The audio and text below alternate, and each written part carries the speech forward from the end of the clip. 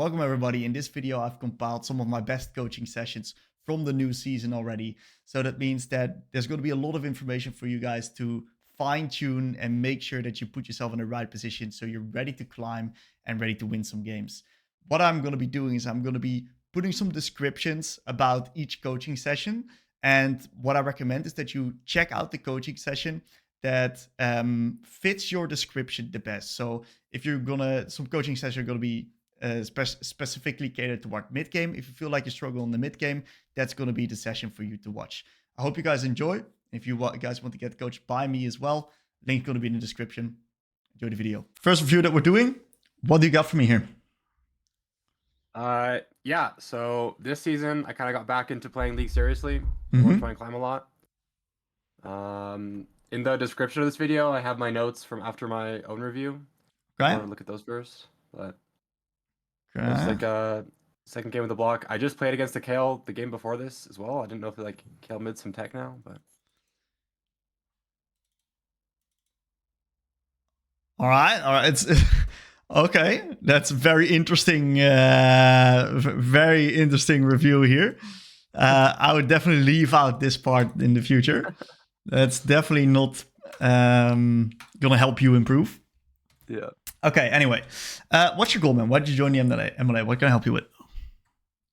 I want to get back up to where I was like 2 years ago. I was like Masters 350 LP, and once I do that, I want to try and push for Grandmasters. Cool. Feel free to send me OPG. Let's do a little bit of digging before we go into the actual review. All right, give me a sec.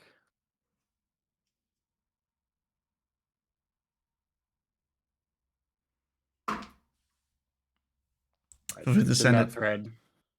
In the thread. All right. Beautiful. Okay. So it seems like we ended D2 last split. Let's quickly do a little bit of a checkup on what happened last split here. Okay, so we didn't play that much last split, it seems like. Yeah. So you literally just came back, huh? Yeah, I was playing a lot like end of 2022, beginning of 2023. Okay. Very good. Okay. And since then, we've been playing mainly a bit of Ahri. Any other champs that you're considering to build a pool around? Or what? I've played a lot of Talia in the past. Yeah. So I'm pretty comfortable in her already. I like Galio. I like Nefuri as well. But I haven't played too much of them. Okay. So I think you're starting off and building around Ahri, and you're slowly adding champs to it. Yeah.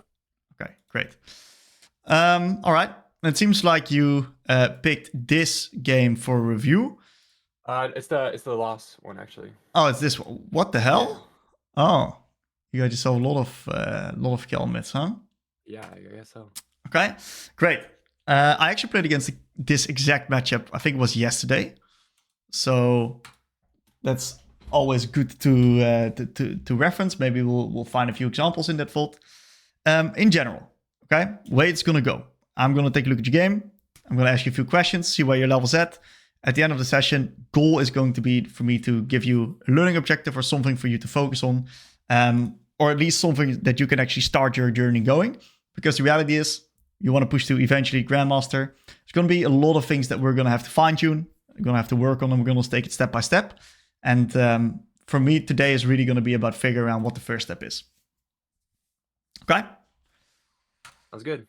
Perfect. So, generally, what was your plan here in the lane? Kale, of course, is not the strongest laner. How did this change the way that you approach the game? Yeah, I wanted to play really aggressive level 1 with like auto W and just autos. I took Ahri just because I'm trying to auto attack a lot, and I think I'd get more value from that over electrocute. Okay. And then crash 2 waves and hit her under tower. Okay, good start.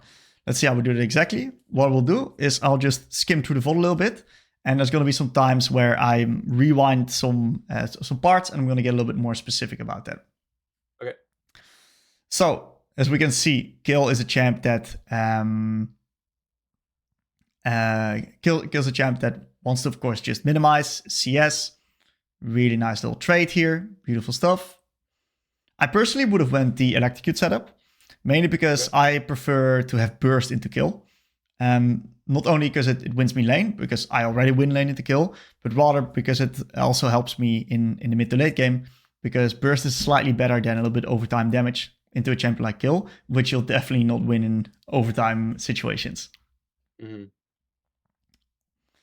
Okay, I do like your early few levels here. It's definitely not bad. I think I would have changed a few things. We can get very specific when it comes to laning. It's not really something I want to do today, but it's definitely something we'll do in future sessions when it deems necessary. Overall, we're in a pretty good spot here. We can potentially look to time a charm with any of the last hits, which is potentially right here. If you see, it looks like she's walking up for these last hits right here. What you can do is you can literally just fish for a charm. If it lands, what's going to happen is she's going to die. Oh, duh. If it doesn't land, great. She cannot hit this creep. So it's a win-win charm in that situation. I think in my head, I knew Shaco was bot side. I didn't want to risk throwing the charm. I saw him like go invis, I think. So I knew he was coming. Okay. That's all right. We got ourselves a jungler hovering, so we're completely safe. All right. Go for a little bit of a attempt on a flash charm. So I don't necessarily mind the attempt on the flash charm because Shaco has no flash, right? So I don't mind it. I think it's a good attempt.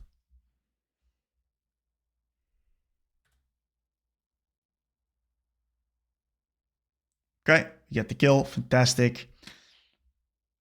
Let's see, it seems like we hard push the wave. 2 Qs will finish off the casters here, so we got to make sure we don't use the Qs well, which is what we do. And overall, pretty all right early lane. Honestly, this is fine. In the future, we'll go a little bit deeper on some laning stuff, but for now, looks pretty solid so far. Okay. When it comes to base, even though we're playing against Kel, and Kel will not really trade back into us, I would go Boots, Dark Seal, Refill.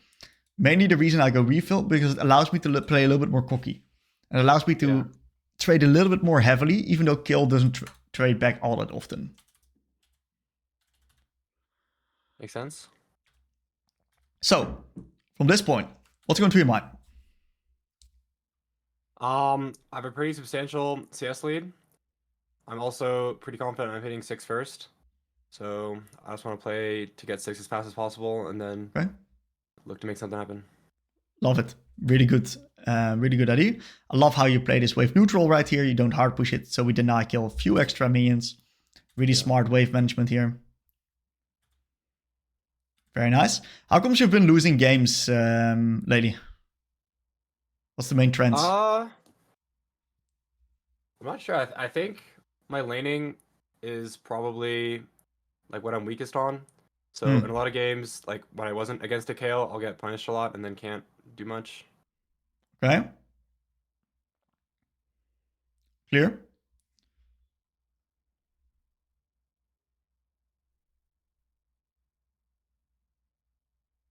Well done. Really good play. Nice try.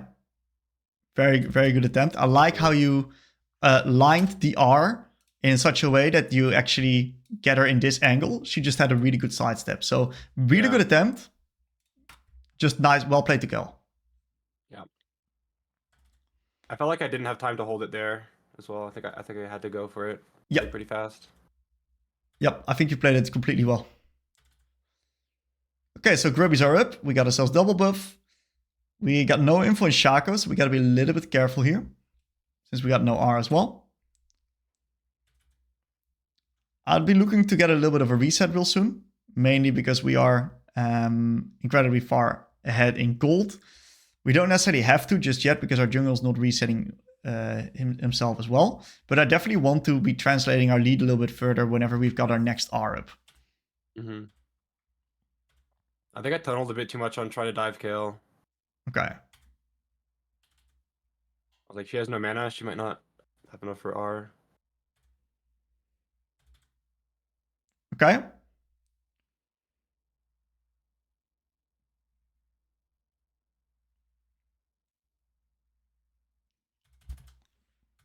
So in this situation, right, in this entire sequence, whenever you're playing versus a champ like Kill, what you want to understand is that you got to speed up the pace of the game, because there's going to be a time where Kill will outskill you.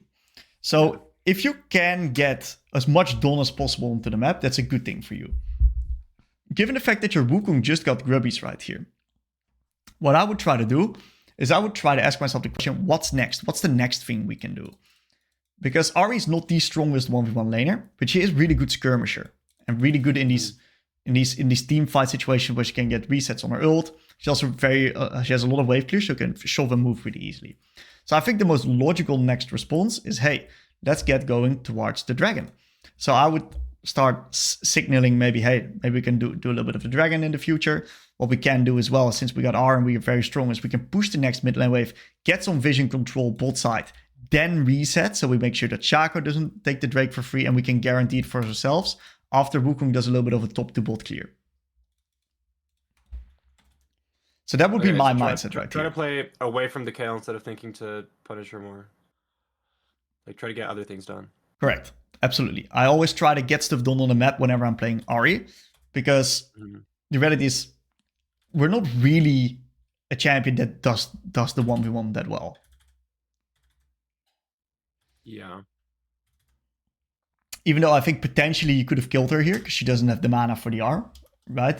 Yeah, I wasn't confident she had it or not. I don't know the exact number. I was a bit scared. It's okay, man. No worries. I don't blame you for not doing it. I don't mind it at all. Yeah. Okay. It's definitely not bad right here.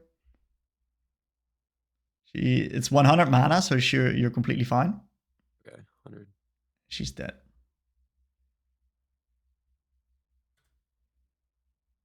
Okay. All right, so we got an instant Malignance buy. That's kind of rare. We're getting some more kills right here around the block, it seems like. Overall, stuff's going pretty well. What's going through your mind right now? What's the next thing that we want to do? Dragon's still up, but my ult's on cooldown, and I feel it's kind of hard to play Ahri without my ult being up. So I oftentimes try to ping away from objectives if it's not up. I don't know if that's correct or not. Okay. I don't mind that idea. I like that you're putting a lot of emphasis on your R. That's definitely how Ahri operates. So I think that right now when we got our R coming up in 20 seconds, it really is go time for us. Yeah, now we can look for something. Correct. So we take a reset, no problem. We're very strong for the upcoming grubs right here.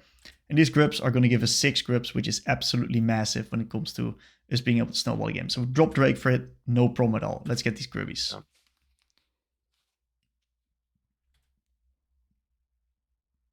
When it comes to control wards, I'm personally always a really big fan of control warding in this side lane bush, right there or right there, because that makes it really easy for me to go towards the side lane unseen. And so the enemy has no information of where I want to be moving, because of the fact that the side lane bushes are then blocked off when it comes to vision. And I can just shove the wave, back off through fork, and then enter towards either side without them knowing. Okay.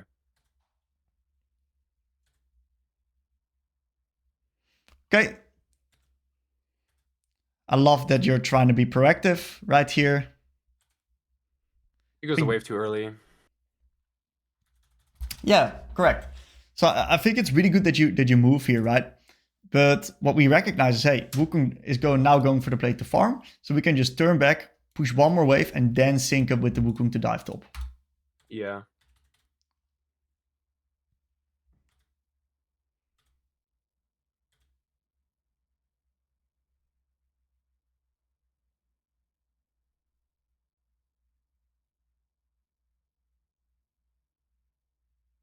Okay, still not too bad right here.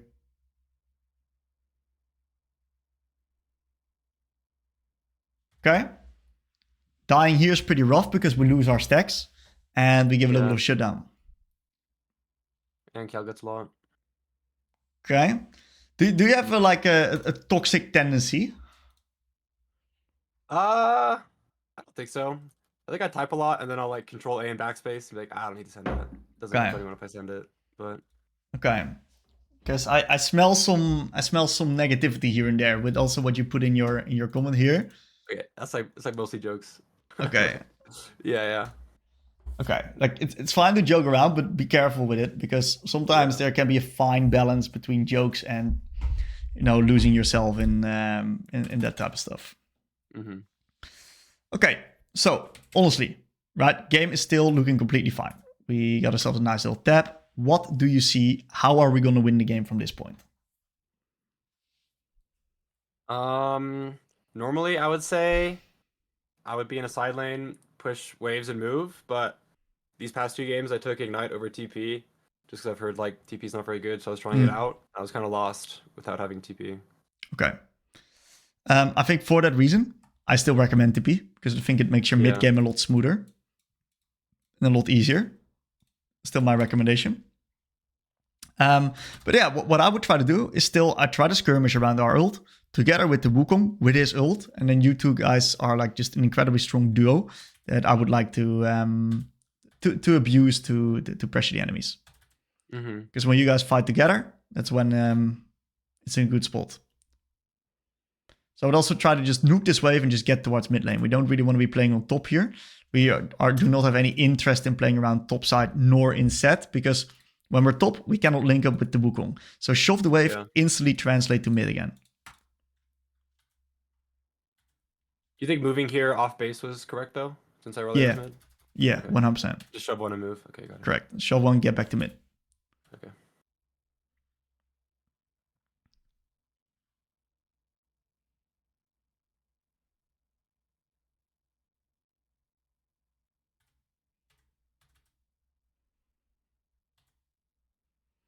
Okay, so Aurelion is now dying a lot to the kill. We do get the mid tower, which is good. I just don't think we're that useful on top here.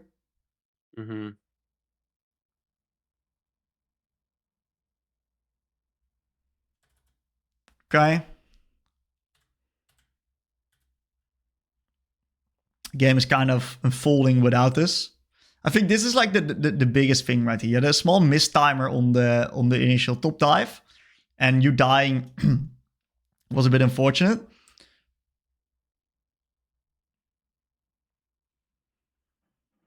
But I would say this is like the biggest thing. The fact we die on top here and we are not really impacting game at all. This is anti-Ahri in such a way. So I think this was a really big sequence, which we messed up. Yeah, last like 3 minutes, I did nothing. Correct. Okay.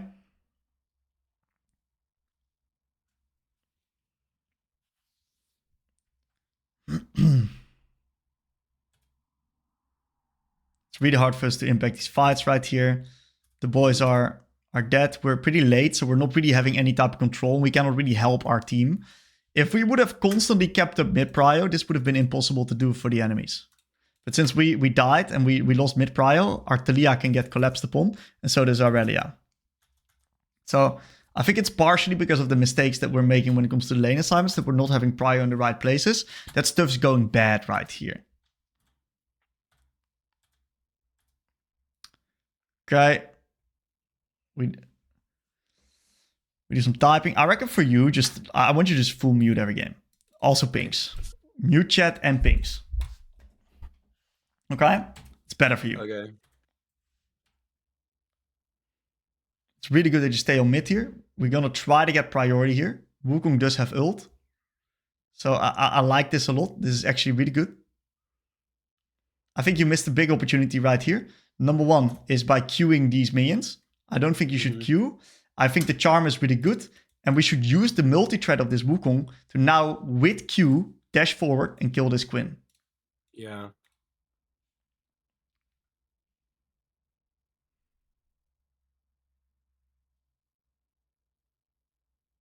Okay, we do get the kill. Nice charm. He's got W, so I don't think he would have killed it regardless. In the meantime, you guys are losing a lot on bot, and Kill gets to kill the tier 2. And I think the underlying issue is that we're never really playing on our tempo. So we've never really shoved their move. It's just kind of chaotic. And the teammates get caught of bad timers, and it means we're not really getting back into the game. And we're getting our own timers like that. Okay, So what I would try to do is I would try to now create a timer right here. So we got a long time, but after we push this wave right now, we can just brute force mid. We instantly got a timer right here, right now, because of the fact that Kel is going to be responding. Tier 1 is dead, Tier 2 is dead. We got at least 1 minute in which that we can just brute force a play before we need to answer towards bot lane again. So now is your time to either force a play on mid or get mid prio, so you guys can translate the mid push into some control. I think I go for one more bot wave.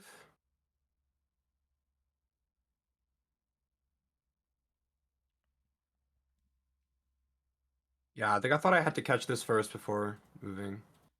Okay. That's also fine. Just make sure that you try to get mid prio. Like, you gotta get this next mid lane wave in deep.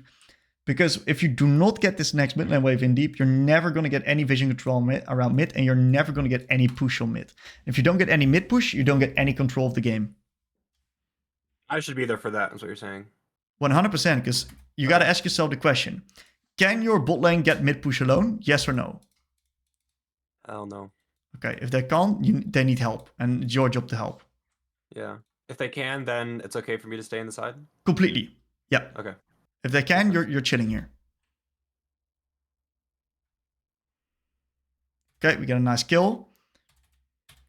We keep pushing bot, but we're in danger. And the reason why we cannot really continue pressuring bot is because we got no control on mid and we got no vision around mid, which means that we're vulnerable towards rotations down from mid to bot.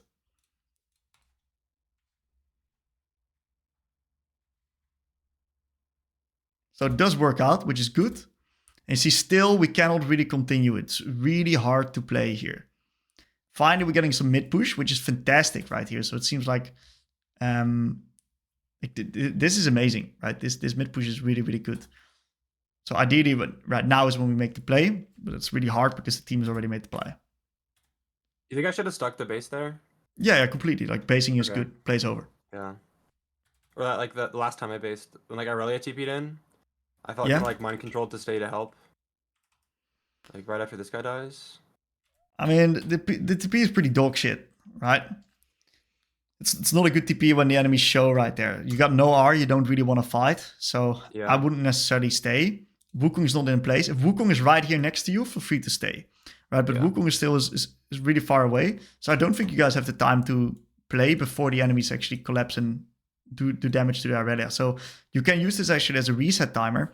Nyla's grabbing up mid push right now. You can reset, once again open up mid, keep the mid lane control, and then try to play bot side vision control so you can get control of this situation. Make it hard for the enemies to contest the Akshan. Yeah, I think I got mind controlled a bit. I was like, I want a base here, but I was like, whatever, I'll help my team, I guess, if they're TPing in. Instead of doing what I think is right. 100%. You gotta, for you, it's very important to start full muting and fully playing from your own decisions. Yeah. Because that's something I see right here. Is I can see that you've been decent at the game. I can see that there's a lot of intuitive things that you do pretty well. Your skirmishing, your fighting is pretty good. We just gotta like fine tune a little bit and find our pace again, which will then allow us to improve a bit.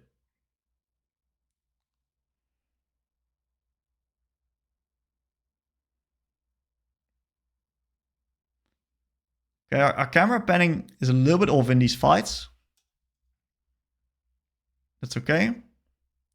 I think that will come with a little bit more experience as well. So it's not something I want you to actively investigate just yet. I guess that was beautiful, beautiful kill. So I'm not sure what happened to the Akshan. Did the enemies get the Akshan in the meantime? I think they did. Yeah. Okay, no problem. Pretty decent fight. I like how you played this in general. I think it was very decent. So that grants us now the dragon. I love that you're starting up the Drake. At least it shoot with Wukong coming around. Yep, we get the Shaco kill. And number one thing that I'm instantly going to try to do after this dragon, what is it? Sprint bot. Get a wave. Mid. Okay, mid instead. Okay. Mid. Keep up the mid prio. If you can constantly keep mid pushed, enemies are always responding. It's really hard for them to get control around mid. And if you can keep control around mid, it's also really hard for them to get control on the sides. Because you cannot push deep if mid lane wave is pushed in, because you're always at risk at getting collapsed upon through mid. Mm-hmm.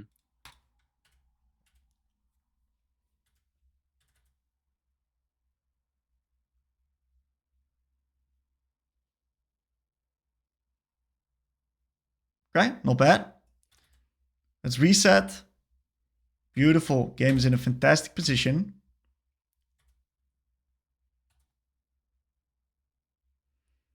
I think this is a very similar situation right now.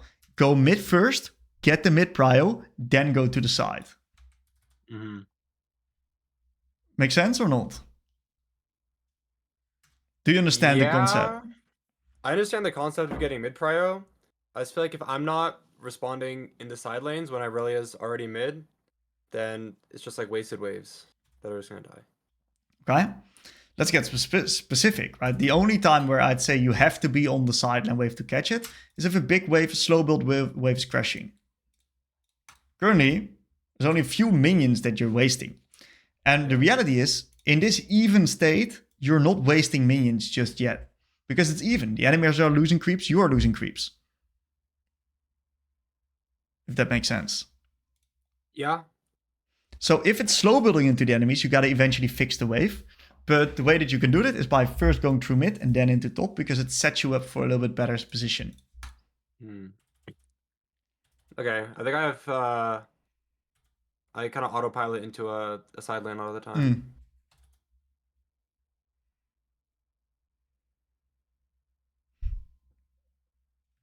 So this is great, the fact that you open up mid. And if two of your team members aren't dead, you guys will kill them here. All right, let me show you an example. Let's go to my Ahri game from yesterday, if I can find it. Ahri versus kill, right here. Let's go to the mid game right here. Okay, so in this case, right, we get ourselves a nice little pick onto the kill. What happens is even though we're gonna swap up the lane assignments, me and bot, right? Because Samira's dead, and where the objective is gonna come up on top side, which means we want to swap up lane assignments. First, I'm gonna go push mid right here, and then Samira can take it over. Then I'm going to go to the side, I'm going to pressure a little bit, and I'm going to make sure that we can always get mid prio. As you can see right now, there's a 5 for mid prio. So what I do is I instantly go towards mid, and I make sure that we're going to be fighting for mid prio. There's a little bit of a skirmish breaking out, it goes pretty well. Afterwards, first thing that I do is I run from base, secure mid prio, and I can then translate that into a different area. So I run mid, I take the mid prio right here. I see that my team is still onto the dragon, and the new wave's coming in. Ideally, of course, we swap myself to bot and Samira to mid, but since Samira is already around bot lane, I'll just take another mid lane wave before I actually do the moving. Because as long as I keep this wave pushed, the enemies are forced to respond. It's really hard for Tarek to move and get deep vision, because he doesn't have a vision and he doesn't have any type of control for him to do that so. So that means that right now they're all responding, and it gives me a little bit of a move timer right here. So as you can see, I get the mid prio first, then we swap up the lane assignments. Now I push bot, I see that kill's responding right here. I see that my team is fighting on mid. I know that they can win a 4v4, so I don't TP.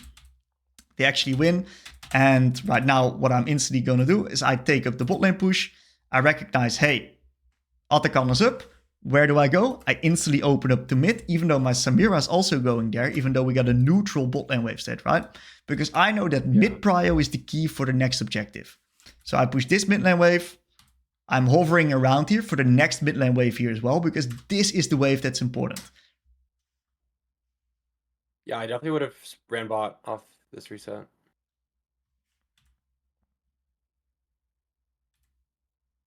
And what that means is right now we keep vision onto the enemies. That means that it's really easy for us to collapse into bot, because we keep up the mid lane control. And I'm just staying mid, pushing the mid lane wave. And what it means, right, is whenever I'm pushing mid, whenever you've got the mid lane wave that you don't have to attend to, that means that collapsing onto the side lane is just so easy right here. Yeah.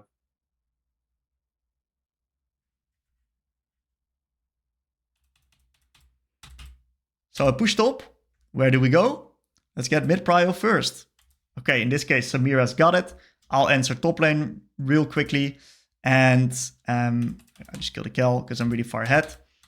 I'm going to push top lane deep. And the only reason why I'm able to push top lane deep is because our mid lane wave is right here and not right here. Yeah. So that means we got vision and we can push deep in the side. So that's exactly what I do. I take a reset. Bam. Instantly mid push. So we open up mid. And what you see is that this kill makes a mistake. What kill does is kill should push out the bot lane wave, turn mid, get mid prio with the boys, and then turn back to bot whenever the wave is responding. But what she does is she goes for this extra wave. And Gwen can just very simply stay. I can now rotate after getting mid prio into bot.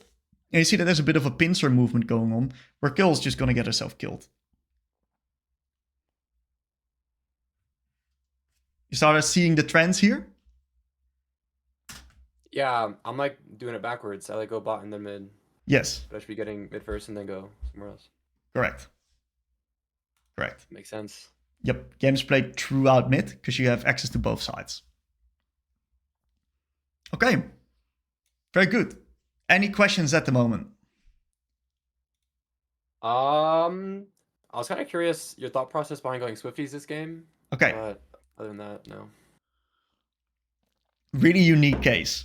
So it's a lose con prevention. The only way I lose is if I get myself killed by kill into the side lane in the 1v1. The only way I lose the kill if she gets too close to me so she can out-attack me.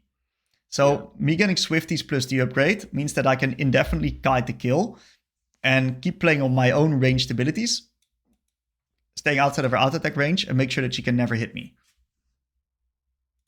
That's the only reason, actually. I never go Swifties otherwise. No. Okay. For you, what I want you to do is I want you to look up... I want you to mainly look in your games at full muting. Full mute every game. It's going to be very, very important. And in the mid game, I want you to put emphasis on playing true mid into the side. Of course, if there's a very big wave that you need to attend to, do that first, because otherwise you're going to be losing a lot of minions. But always figure out when you need to be in the side lane exactly throughout the location of the wave. This is going to be a very important concept for you. Look at the exact location of the wave and identify how much time do I have to before I need to be in the side lane. And that time you need to use to get control of the game. Make sense? Okay. Yeah. Very good. That's going to be it, man. All right, thank you. I'm writing all that down. Very good. I'm recording this session as well, and I'm uploading it to the website as well. Okay. Sweet. Fantastic, man. Thank you. Very good. Good place for you to start. Looking forward to see what we can continue with in a week of 3. Okay. Sounds good. Amazing job, man. Good luck. Okay, Jan, what do you got for me today? Yeah, I'm trying to practice Yone once again. It's kind of the same story I had last year with my Akali or LeBlanc. That I already picked up the champion multiple times, but never really finished my learning process. And since I kind of finished the learning process for Akali and LeBlanc, well, not 100%, but I think I'm on a decent level on them. Yeah. That I can move on to different champions. Okay. I want to practice Yone since it's also good for my competitive team when we need an AD pick and a flex pick. Yeah, so it's Yone. Okay. And I'm not 100% confident on that champion yet. It's kind of the same story with LeBlanc, where you really need to be confident to land your skill shots. Okay. Kind of the same story here, but I didn't get the hang of it yet. So okay. I'm here so that you can look over my gameplay, maybe tell me some reference points, or how I can get more confident on your own. 100%, man. For sure. So I like so far what I see in the lane. What was your plan? Like, what were you specifically trying to do? Funny story. I don't know if you know the tool, but I actually used DPM matchup lookup for the first time here, and I just watched what Vladi, the KC mid laner, was doing in this exact matchup in Champ Select, and where he played kind of aggressive level 1. He baited out the Oriana Q and then tried to aggressively trade into her. Okay. And yeah, that's the kind of the same thing I tried to go for. Okay. Yeah, do you also know why that's good? Because I can get the lane prior for the first wave then, and then freely trade against her. At least that was my understanding of the matchup, because she doesn't have she only has Q and not her W or E to protect herself. It's kind of the easiest trade I can get pre-level 4, I would say. Definitely true. So the main reason why you want to play aggressive like in the early few levels, and why you also like want to make sure that she doesn't really get a level 2 lead and stack big waves into you, is because of how your runes and items work. You got second wind D shield, which means if you get hit in intervals, you're going to be regenerating constantly. If you get hit in one big burst, you're not going to regenerating that much. So if you play a little bit more aggressive early on to the wave as well, and you're going to be using your health a little bit as a resource, being okay with taking damage, and keeping a little bit of pressure onto the wave, keeping it a little bit more neutral, what you're going to see is that you're going to actually eventually end up with more HP comparatively than you're going to get yourself nuked when Ahri's slowballing away from her turret. So you're investing a little bit of your HP, and because she's got no regeneration in her kit, you're actually in a really good spot because of the fact that she cannot really be matching your trading power. The only thing you got to do in a situation like that is you got to make sure that your wave does not get frozen on her side like it happens right now. And you got to make sure that she doesn't pull the wave with her auto attacks really far back and starts a really big slow build onto you. Those are the two things you got to avoid. So let's see how we're going to get out of this position.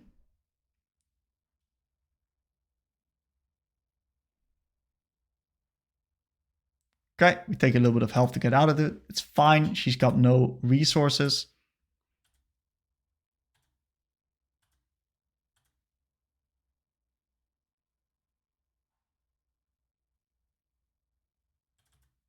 Okay, not bad. We do lose a lot of minions right here, though. So I think given the new TP changes... Yeah, I'm not quite used to it yet. I'm definitely sure I should have TP'd to the minion wave and not to the turret. Even if I lose quite a lot of HP because of that, but it doesn't really matter since I have sustain now with the potion. Yeah. But I think pushing this wave was still fine. Yeah. Maybe not the trade after that. So I'm not 100% sure on that, since it's still kind of new with the TP that it takes 8 seconds. Correct. I think the underlying issue is you're wasting too much time on this thing here. We know Oriana's going to reset. She's got no mana, and cookies are not a thing anymore. So Ahri's forced to reset, or she's going to bleed out in the lane. So I think Q1ing this, no problem, right? Great. Instantly turn back to mid, nuke the minion wave, or at least scout for Oriana. Scout us if we can see what she's doing. And that way we can take a reset one wave later than her, match the TP, not lose a single minion while she loses like 2. And then we're also in a small item advantage, which puts us in an amazing position for this lane. So yeah. I think we just got a bit complacent here.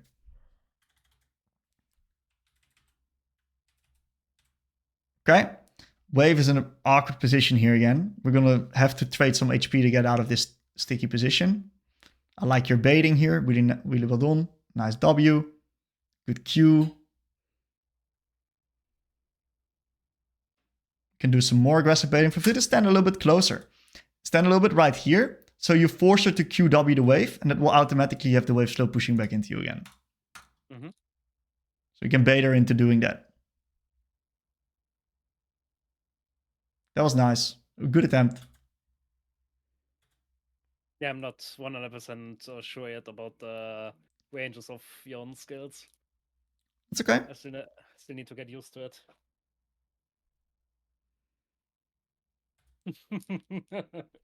It's fine, man. We're missing a lot of creeps, though. Yone doesn't like missing creeps. I think that was one of the main problems why I kind of struggled in mid game. That I lost so much free resources this game. It's possible. So I think you finally, like, this is a really good example of how you want to be using your E in this matchup. This is like a little bit of this high value E, which that you dodge her abilities and you get yourself a little bit of a trade on top of her. If you look at one of the world's POVs, which was Scout versus Knight on Orianna versus Yone matchup, you saw that his E was very reactionary most of the time, baiting out the Ori abilities and potentially looking for a trade, a little bit for double value ability.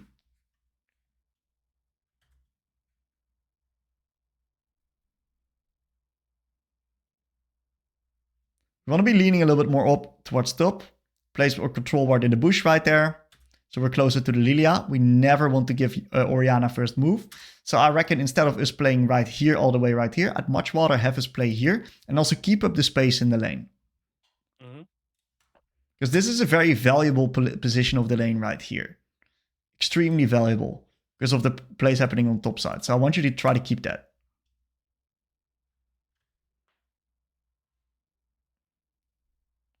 Okay, really good that you don't commit. You spotted out her movements really well. Yep, very nice. Yeah, well done. Really good stuff. I love how you don't panic here.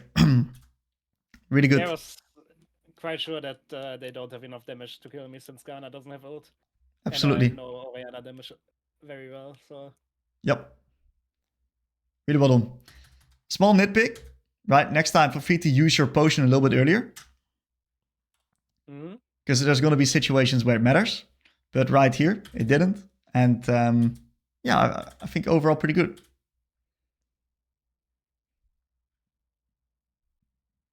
We're in an amazing position here. But you got to get out of this awkward wave state. It's been a trend with these waves. Like, we get our waves fucked a lot of times here. So it's something to keep in mind already, man. The waves, if we can prevent these waves from getting stuck over here, we're going to be like indirectly having more HP because we're constantly needing to invest HP to get out of these wave states.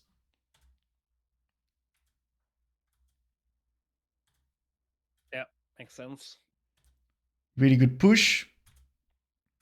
One of the things I like to do in these type of situations is I like to push in such a way that I end off with Q3.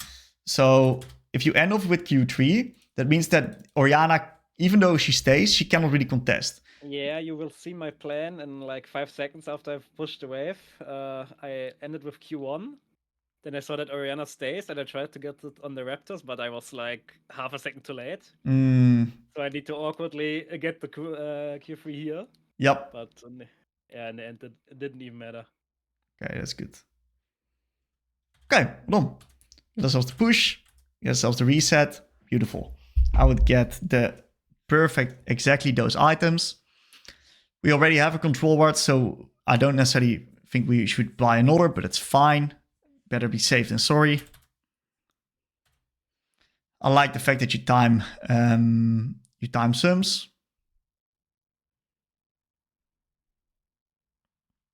I like how you push her away here. You can deny her all 3 of these creeps. So I just push her away. Once again, we got our vision on top side, so we can actively stand right here. And when these minions then are dying, or very close to dying, or she's looking to step forward and QW them, we can E forward, or at least E forward earlier, so we can deny our 3 minions.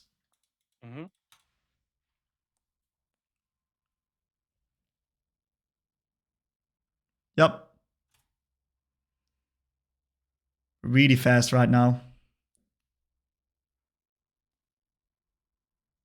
She's got no flash. I reckon we just ult her here. We Q1, bam, ult onto when this minion's dying. So right now... Yeah, but I was quite sure that someone was there because she just ulted me while I'm full HP. Because of that, I thought someone was in the brush below me. Okay.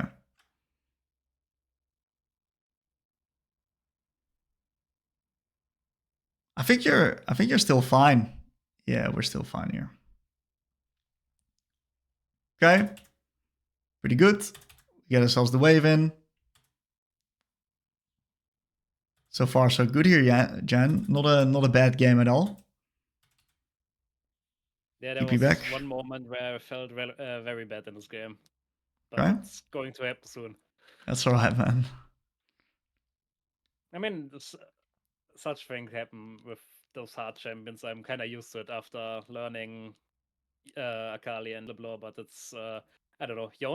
On Yone it kind of feels different. Like it's really the confident thing I talked at the beginning about. Okay. So if you were in this position right here, right, and we just freeze frame it right here, how are you going to win the game from this point? I would say shove the next wave in and then try to look for bot lane vision or bot side vision to play for the Drake, since my bot lane is quite strong and my top laner just died. Or the other option would be if my bot lane, I don't know how much HP the turret has left, but I think it dies here, that I just go top lane and prepare the next grabs. Okay. So I think it's fine, right? I think the most important thing is that you are recognizing that you want to start translating your prio and your lead throughout neutral objectives. Yone is really good at doing that because of the fact that if we're early, we can stack up our Q3 onto these neutrals, and then we can form an incredible threat for the enemies, especially squishies like Orianna. So definitely, let's try to get some stuff going around the neutral. It seems like the enemies are playing topside when they have tempo. Great, we'll just play onto the dragon right here, no problem at all. This guy's wasting all of his time on mid.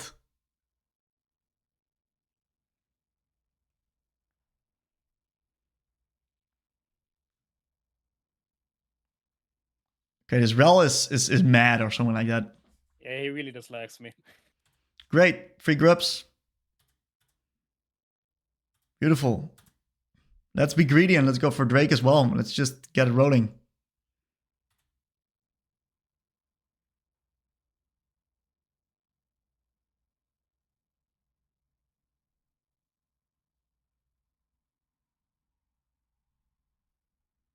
Okay. Not bad. Not bad, not bad, not bad. I can see your intention. I don't think it's the time to go for an all-in. I think the most consistent play is to just crash the mid lane wave, get a reset going on pickaxe, and regroup with the boys afterwards around dragon. Yeah. So I'm I think quite sure that I can one shot here and her on this combo and that they don't have enough damage for me. So, but yeah, I completely miscalculated it. But yeah, normally that's just an death for me and nothing else. So I could see that. I think that from a limit test perspective, I can see it, right? I think it's good. I'm not sure what phase you're in with your Yone right now. But I think if you're really looking at through winning games, I don't think we should go for the solo bowler there. Yeah, I will kind of play more risky on this account. It's my Smurf account. Okay.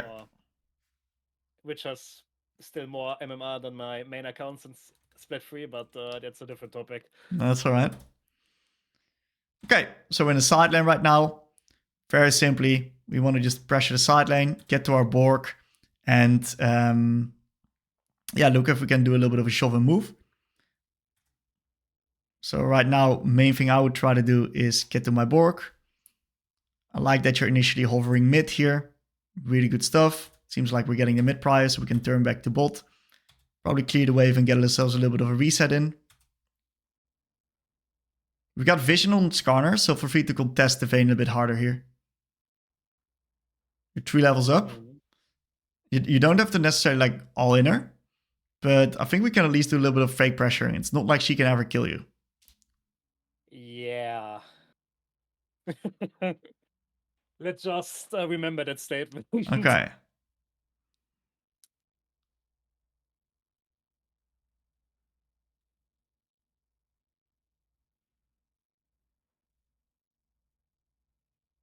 Okay.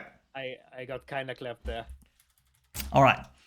So the main thing that we see right here is I think the timing of this particular all-in. It's like I think this is great right here. I think that number. The first one is good, but I should not all in here since I have Borg and base, and I should just look for a small trade, I think. Correctly. Exactly. Short trade. So after this guy E's you right here, I think this is your time to get out. So E back, Q out, you're fully chilling.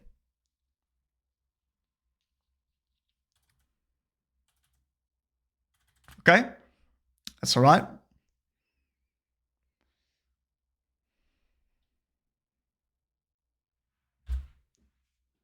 We get ourselves Borg. Vayne gets a little bit stronger on bot. He's now.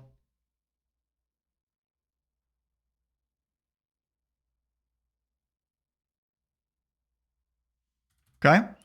I think this is a really good example in which that we can get a little bit more efficient with the way we approach this ability-wise.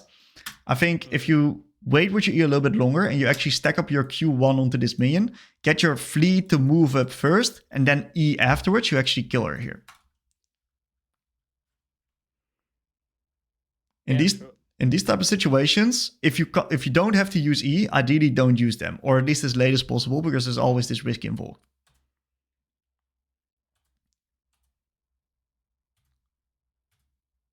Greedy fucker, Vayne. Beautiful. Relatable recall though.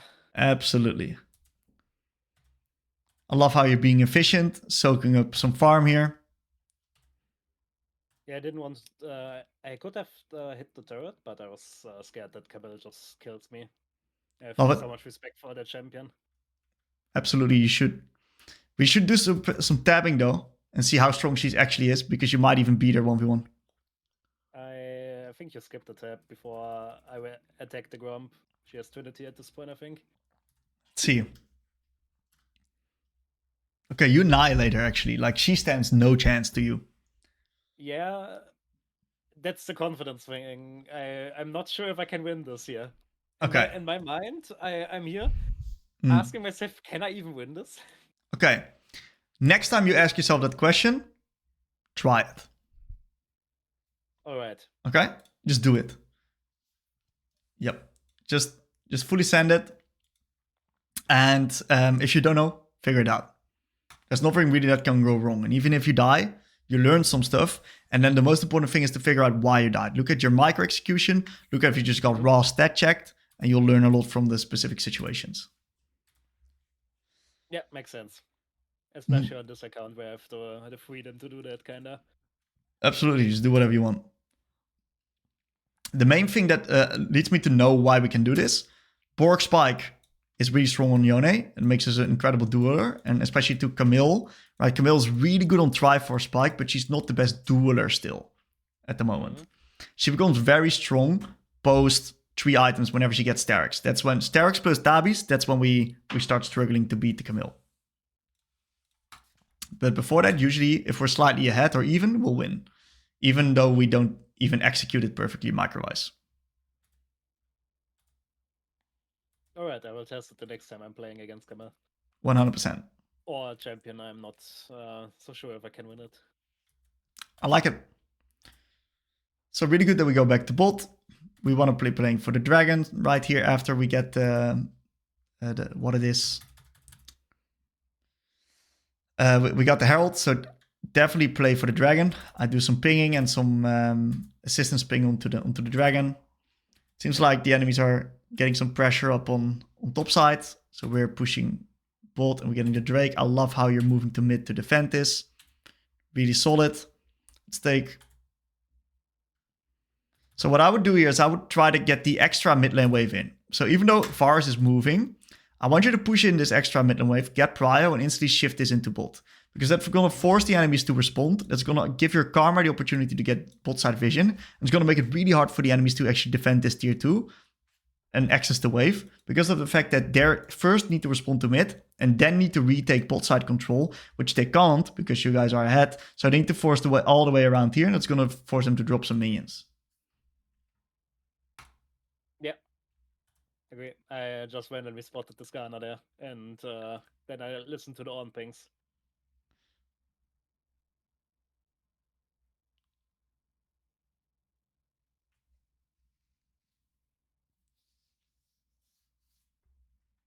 Okay.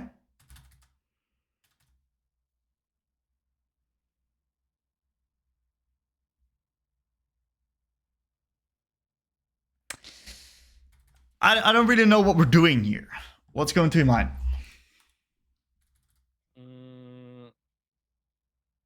For me, it looked like the Vayne was overstepping at first here, and I saw that the Lilia was right next to me and the Karma rooted her, so I thought we could go for a quick kill and then have map pressure with that, because we are 4 against 5, but yeah, I didn't expect the enemy team to be there at all. Like, I expected like 3 people, but it was full on 5v5, and yeah, and because of that, it didn't went that well, especially since I still have 1k gold in my pocket.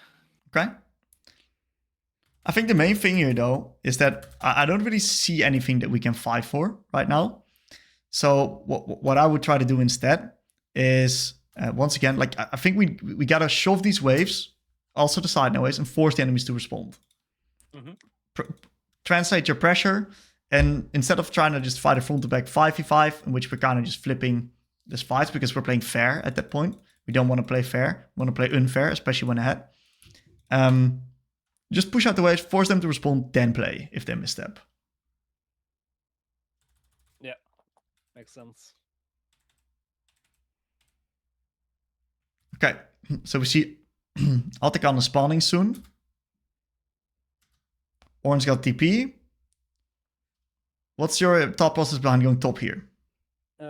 My thought process was that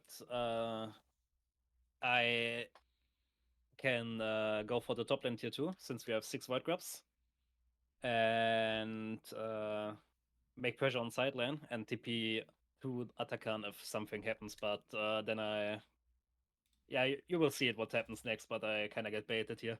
Okay. But that was my thought process going top lane.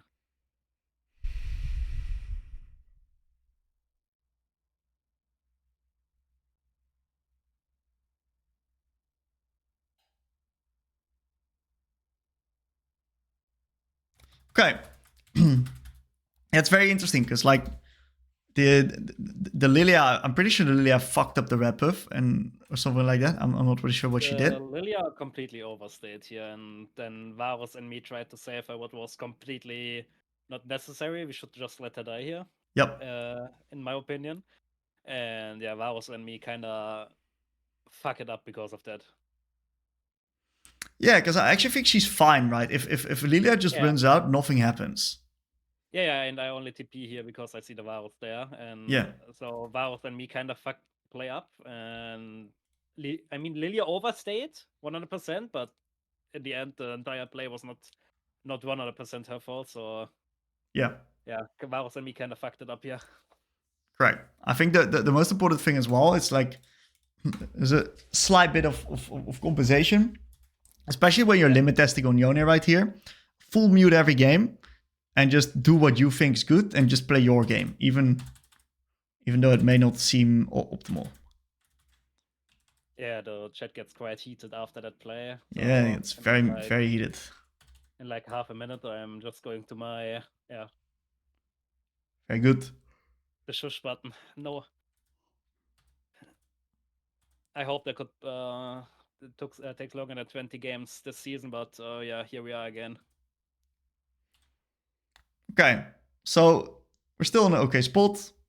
I like how we're pressuring the side. We got mid push, which means that it's really easy for us to side lane right now. We gotta be careful that our team does not fight, because Orianna is going for a move timer right here. So feel free to just stay top and just call this off.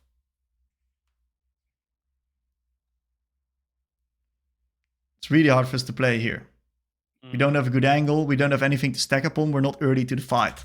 So I think in this situation, we know that right now is the only time that the enemies can win a fight right here. It's the only time that they can force a fight and win it. It's right here, right now.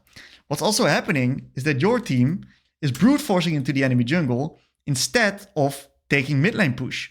What we need to do is push this mid lane wave first, then play. So what we really need to do is we need to put emphasis on getting this mid lane wave in first, and I need you to ping your team to do that.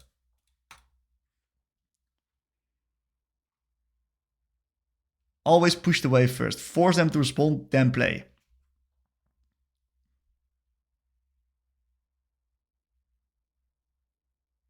Yeah, Agree. If you look at Jojo Pune, this guy's a mad lad. This guy is pinging his team to get mid push on every single wave in the mid game because he knows how strong it is. Yeah, that's also the mid lane I'm most excited to watch next split.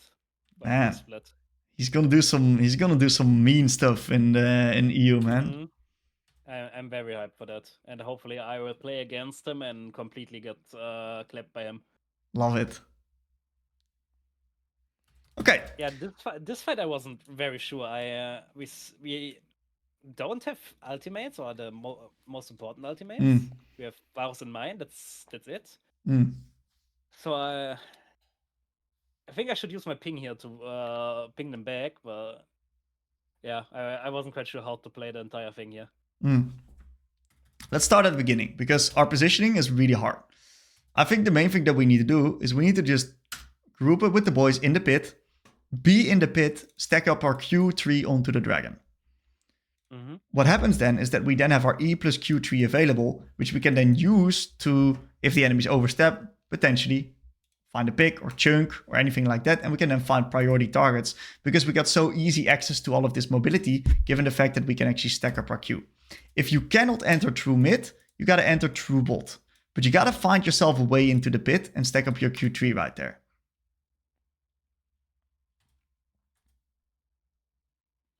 Yeah, my original plan was just stacking Q3, going back over the wall and preparing to attack the enemies from a flank, but then they will kind of stop me. But I think that it wouldn't have worked out either way, so yeah, I should be in the pit. 100%. I like that you put a lot of emphasis on pushing mid. Pushing mid's really good. You even can fight this guy for it. Yep.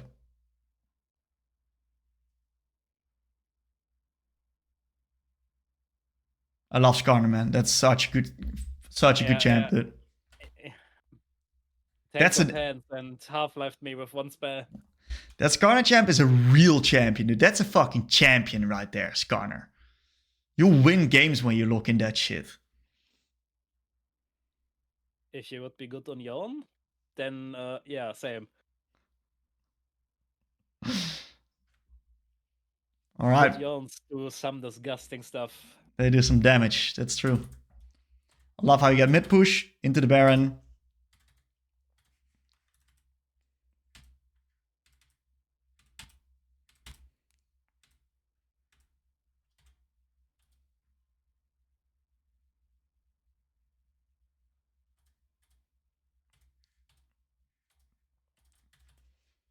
Probably get some picks on top and we just win the game from there.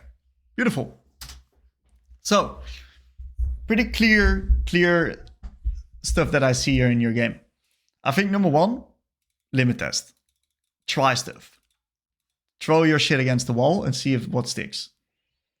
Right? We feel free to just get like at least like 30 more, 40 more limit test games in. Feel free to int, feel free to just run it down on the side lane and see how far you get, even though you don't have like the correct macro. Because the reality is, I think most of your stuff that you want to like put your time into right now is actually micro and fighting. So approaching the fights from the right angle, seeing if you get proper ability usage. You're a pretty intuitive player. You can rock this stuff up pretty easily. But I do think for you, it's very important to get specific. So it's going to be super important for you to like find these big moments. For example, like look at your big team fights, look at your ability usage, look at your impact, look at how you could have potentially have more impact. And if you're unsure about a certain situation, clip that minute of gameplay, send it to AJ or send it to me, allow us to give you some feedback on a particular fight. So you can actually improve your micro understanding and also learn what you don't know. Yeah, if I don't post something and what questions just report me, I think. Absolutely. And we got the best Yone in NA in our Discord. Man. At your disposal. What the legend. This guy can teach you this champ. This guy's got thousands of game on this champion. He's literally the best Yone in NA. He can teach you this champ like no one else, man. Use the resource. I will.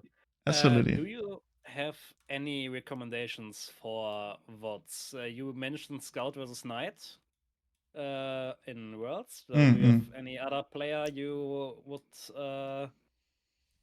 recommendate to watch? AJ. Or... Man, I think I've heard of him. Yeah, like just it's just fundamental Yone gameplay. Like it's really good. He has his VODs on his Twitch, right? And he walks through it. I don't think there's better resources than that, actually. All right, then I will look out for the one Scout versus Knight thing, and other than that, I will look out for AJ VODs. Absolutely. The Scout versus Knight one is on my YouTube, so you can find that one right there. It's called something with Scout. Then I probably watched it already, but maybe forgot it.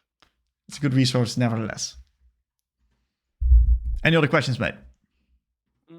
I think that was the most important one. I wrote it in the video descriptions. Yeah, what are reference points on Yone, how to improve on Yone quickly, and how to build up confidence. The last point is kind of the most important one, but yeah, you kind of answered that already with more limit testing, which I kind of figured, but I kind of wanted to have your opinion on that. Yeah, other than that.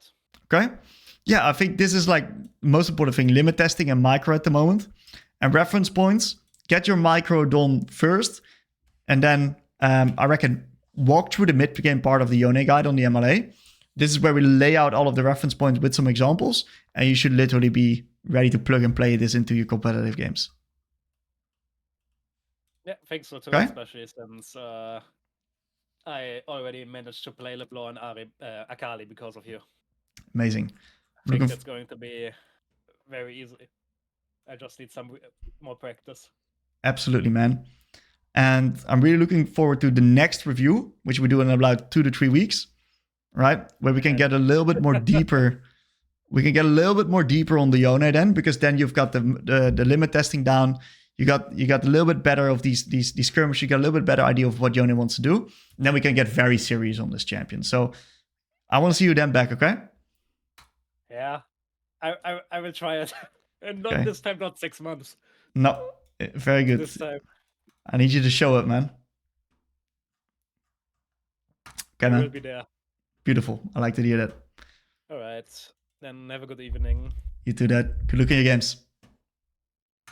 Academy, then came back again, and then I haven't had a session, I think. Okay. I can't remember. Yeah. So, what are we looking at today? I just need some basic learning objectives because I barely played last split on Akshan especially. I mostly played Galio, but I really want to play Akshan. I want that to be my champion. Okay. And I wanted to bring a Akshan versus Mage matchup, but I didn't manage to record one. Okay. Unfortunately. Instead, I've got this one, which is okay. Okay. And then I think I'll just ask you some questions about Akshan versus Mage. Absolutely. I think it's my biggest issue. So, am I fucking crazy, or is your passive not working onto the Akali? Yeah, Akshan is gigabugged. His passive is there, but nobody can see it. Also, Ahri doesn't reveal if they're in Fog of War, but it does reveal Akali and Shroud, which is why I was okay picking him into her. Interesting situation. Yeah, I don't know how. They didn't touch Akshan. I have no idea how they managed to bug him. It's just crazy. It's just small indie company things. Okay. Anyway, what was your plan here in the matchup here? Unfortunately, I don't have coup de grace, but I'm lucky that she's not running Doran's Shield. I wanted to poke her out, crash second wave, and no, otherwise I don't really have a plan. Okay, well, at least you executed upon the beginning of your plan really well. Yeah, and then I don't really know. One of my questions for the session is why 2-wave crashes, and how, and why, basically. Okay, so that's a good question. So why do we play in cycles of 2? Number one, it's the easiest. Cycling in a wave of 2 means that you don't have to build the biggest wave possible. You get yourself a lot of harass windows, And you're also going to hit every single level up timer earlier. So if you do a 2-wave crash, you can slow push, hit every minion, and get harassing windows when the Akali goes for creeps. And then if you just continuously do that, you're always going to get these harassing windows while hitting all of the level up timers earlier. Because if you're not continuously getting the prio of the wave, you're going to drop some experience. You're going to sometimes be in a position where she gets level 3 first, drop some pressure off the lane. And it's also relatively easy to manage your waves in a cycle of 2. And that's only like for the first few waves, of course, until we got like the option to start one-shotting the waves, of course. Mm-hmm. Okay. Make sense? Yeah, I'm wondering how that works into a champion like Victor. Right. So in a champion like Victor, it's a little bit harder to manage because you're not the one with with lane control. Right. So if there's a champ like Victor, you can aim for it, but you can't guarantee it. So you're more or less like trying to still get the level up timers first, of course. But if whatever happens, that it looks to be in a different position, we're slow building into you, we got to be a little bit more adaptive. Okay. Okay. So overall, we were in a pretty good position right here. So I'd say right here, we're pretty chilling. Do you agree? Yeah, I played overly confident, thinking that Braum would be able to like flash save me or something. I don't know. Okay. I think the biggest issue in this regard is the fact that we're like too lenient on our ability usage. Like this Q, really low value in my opinion. We have very high mana cost, so we can't just throw these abilities out for free. Same as this E, we're not really anticipating the fact that Akali can also have some hands and can dodge out on your spells.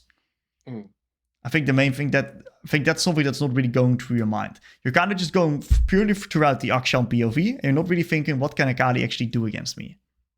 Yeah. Okay, so we TP back. We crash the wave, which is fantastic. We want to really look for skirmishes with our team. We got a Mumu Brown, which is absolutely sexy when it comes to skirmishes, especially around level 6. I think this is a very similar example. The Q is just not good enough right here. Yeah. Just to flip. We got to make sure we land the Qs. I found that, I mean, I don't know how it's happened, because I one-tricked Akshan for like a year, and something happened, and I feel like I don't know how to use my abilities anymore, especially Q. Yeah, dude, you played jungle. Ugh. Yeah. There's no timing with last hits. There's no you're now playing like, full split. It just made me stupid. You're playing against champions again, dude, not jungle camps. It's just horrendous. Yeah, I don't know. It's like, yeah, but I mean, I started playing jungle because I was playing badly with Akshan anyway. Okay. And I got frustrated. I was like, I'm not having fun anymore. I'm gonna play Oud here. Wow. That's fun. Damn, you sank, dude. You sank. I did. It's good that you're back. We gotta get you in shape again. So yeah, it's much more enjoyable. I actually think the main issue I'm seeing is a very similar situation right here, is you're not putting yourself in the shoes of the enemy champion and how they can counterplay your champ. Right? It's not that bad of a matchup for Akali because of the way that you're an auto attacker. Akali's really good against auto attackers. It's not that good of a matchup for her as well because you can just check the fuck out of her in the early game, especially pre-6. So yeah, I think it's actually probably a really bad matchup. I think the Akali is tilted for some reason. Okay. And she's letting me get away with a lot of mistakes. Yeah. Or she's like lagging. I don't know if she's got like a mental block against Akshan or if she's lagging. One of the two. Because there's points where she's standing still and letting me hit her. Okay. Which is cringe. It's okay. I think the biggest issue is just your ability usage. Is just you're using your abilities too much. Yeah. Slow it down on the abilities. You got your auto attacks in which that you can just manage the waves with properly. And only if Akali really gets into a position where she's get really close to you, or when you say you can guarantee the Q for sure, that's when you throw out the ability. But in an ideal world, you have it in such a way that you can stand your ground when the Akali gets close to you. You get your passive proc really easily, and you can deny a little bit of her damage. That's usually the way you want to be using your Q. Okay. Okay, so let's play with the Amumu right here. I think we really want to like make sure we stop throwing out these Qs right here. It really look how much mana we're just losing for free. Yeah, I think I'm triggering you. That's okay, man. I remember a session I had with you months ago, and it Yeah. was the same thing. I was wasting mana and losing fights because I didn't have mana Okay. from throwing Qs out randomly. Mm. I think it's because I don't know how to use it. I don't know when to use the ability, especially when I'm maxing E, because it doesn't actually do any damage. Yeah. Well, let's think about it. Okay, let's figure out what does Akshan Q do. Okay, let's just get very specific. Akshan Q, it grants you move speed, right? Mm. It grants you move speed. It's an AoE ability. It grants 2 passive stacks and Reveals and bushes. amazing, fantastic. That's it, right? That's about it. So, especially if you're maxing E, like what is really the use case of this ability? Because the damage on this ability, as you can see, it's not that high. No. Okay. So what I'm wondering is how is Phantasm using his ability? Mm. Right. So what I'm going to look up right now is Akshan Phantasm, and I'm going to take a look at how this guy just uses his Q. And we're just going to nicely copy and paste that because this guy's figured it out. Thankfully, we don't have to figure it out ourselves. There's people to do it for us. This guy's completely cracked. So He's incredible, yeah. Look at this. We got ourselves a mage matchup for you as well. Yeah. He's complaining. I don't know about this one, but another video I've watched him. I think it's affecting my mental because he says the same things I think in my brain about playing against Victor, especially, and Syndra and stuff like that. What do you ban then? I ban Victor at the moment. Yeah, I would too. Because I played against Victor, but then if I have to play against Yasuo, it's also pretty hard. If I have to play against Syndra, it's hard. But then I know that, I mean, according to him, Veigar is easy, but I'm losing into Veigar because I'm Eing into his cage and stuff like that, and I don't know. I feel like I'm getting outranged even when I shouldn't. I know that I shouldn't be.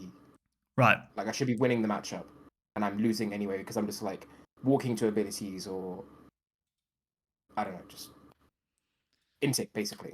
Yeah. So it seems like this guy puts more points in his queue. Yeah, into mage matchups for sure. Mm-mm. I've got a little matchup guide that he made. That he says, for example, into Akali that I should be maxing Q, but I went for E max anyway. Okay. Because I think the main reason behind E versus Q max is right. Where does your damage come from, and how do you want to be approaching the game? First, control mages, what looks very normal to me is that, hey, if you max Q, you're going to have more input onto the wave. And what that means is that you're going to avoid the 1v1 a little bit more, avoid the poke, and start influencing map skirmishes a little bit better. Okay. And I think if you look at Akali and the way that she works, I understand why he recommends Q max into her, because her Shroud blocks your damage. And it's an auto attack blocker, and your E is actually a targeted auto attacker like that. Yeah, absolutely. So your Q maxing completely makes sense versus Akali. Okay. All right. And I think I don't really see him use his Q like to just poke all that often. Like he uses it either to manage the wave or in a little bit of a trading sequence. Mm. And whenever you like want to like push like that and you want to like push out the wave, you always got to get specific. Like, what are we pushing for? So in a situation like this, we see that nothing's really happening on the map. So I would ask myself the question, would we need to push right now or do we push the next wave? I reckon this is a perfect example in which we don't hard push this wave, but rather slow push this one, hard push next one. And then we're going to be in a little bit of a better timer at the time of us having a priority. And we're going to have our resource a little bit higher on the mana department. Okay.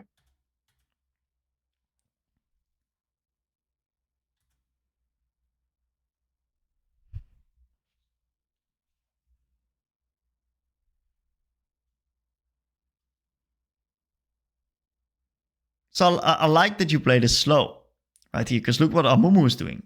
Nothing. He's farming. So for free to just slow it down, and then we can hard push this wave right here. Beautiful.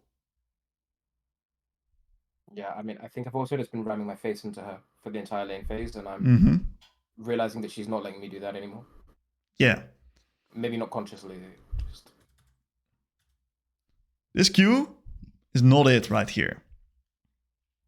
This Q. We already had the push. We're completely chilling. We can also do that without the Q. We're just using a lot of resources right now.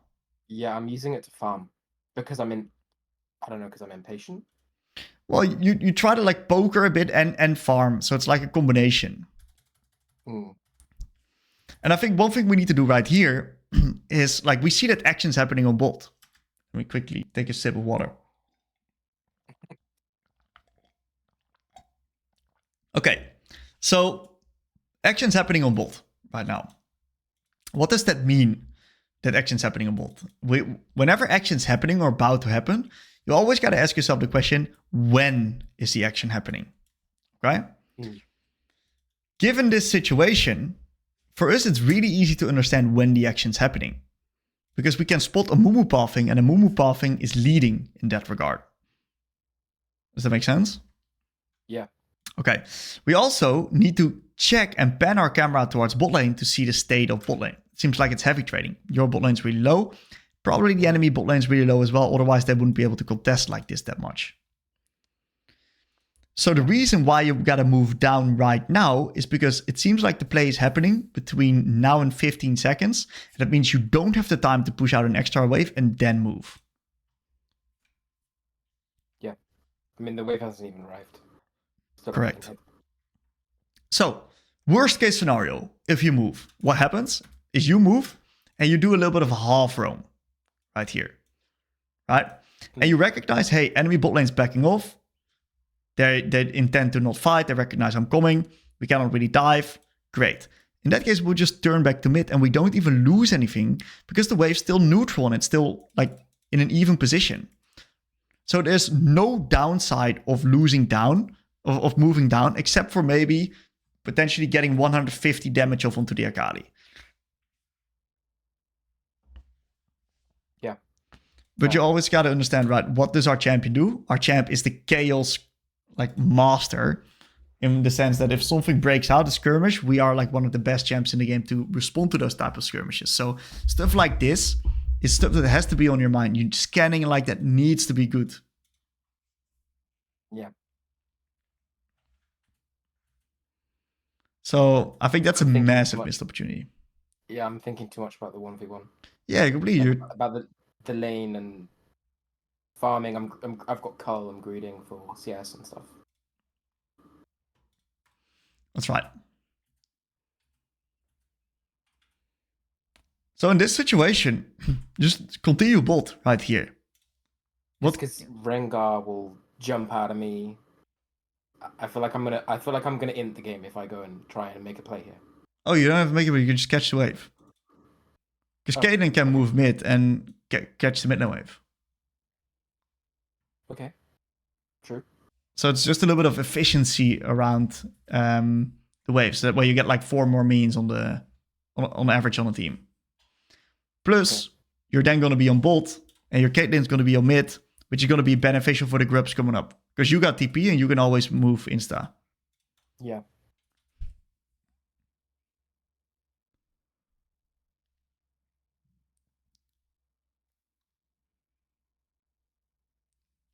Okay. Interesting. No, yes, int. Fully int. That's all right, man. Don't worry about it. It's good that you recognize it. So I recognize it immediately. What do you think about these grubs here? You want to fight them or not?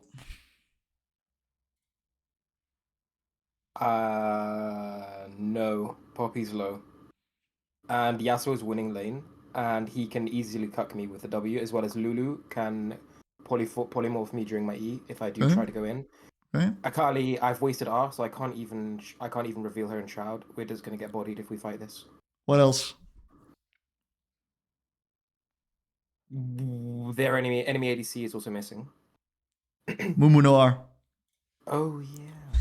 Mumu's pretty dog shit without R. And Brom is level 5. I mean, it's not like he's going to do anything. Correct. I So think Lulu's 6 as well. So I mean, yeah, it's just really bad. yep, give the grips, play into bot side right here. So what I would do in this situation, push mid, dive Jinx.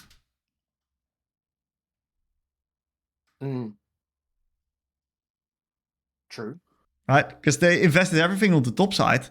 So Jinx is now sitting duck under turret right there. Free as fuck.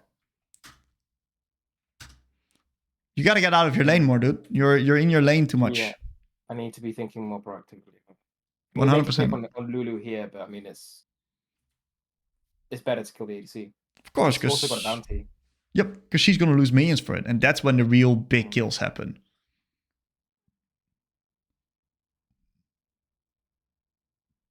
Okay.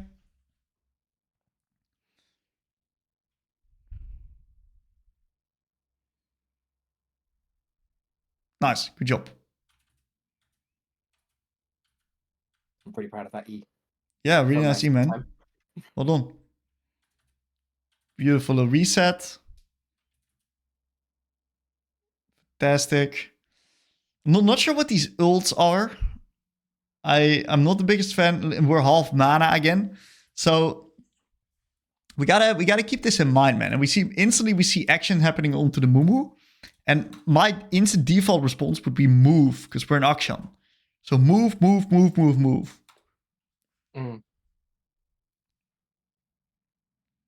Yeah, I'm thinking I'm actually only 12 minions off of my cull. Sorry, Moo, you're gonna die. Poor Mumu, man. If you're a victor, right, I don't care. But you're an Akshan here. Yeah.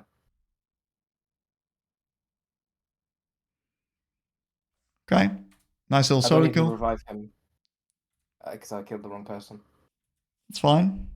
We got the kill. We open a bot. Very interesting teleport. I don't know about this teleport, because I think this teleport can be used so much more effectively if we just walk bot. Because we get 1 minion with this TP. We can just walk bot, catch the minions, and if something then happens on top side, we can instantly respond with TP, and it's going to give us more options in the game. So I'm really curious what you're going to do now. I'm going to make a prediction. I think you're going to sit bot. I think you're going to perma clear waves on bot. And I think that's what you're just going to do for the next couple minutes. Yep. In fact, we'll lose tower. I don't even get to perma clear the wave. Okay. So we sit bot. We sit bot some more. We do move for a little bit of a play.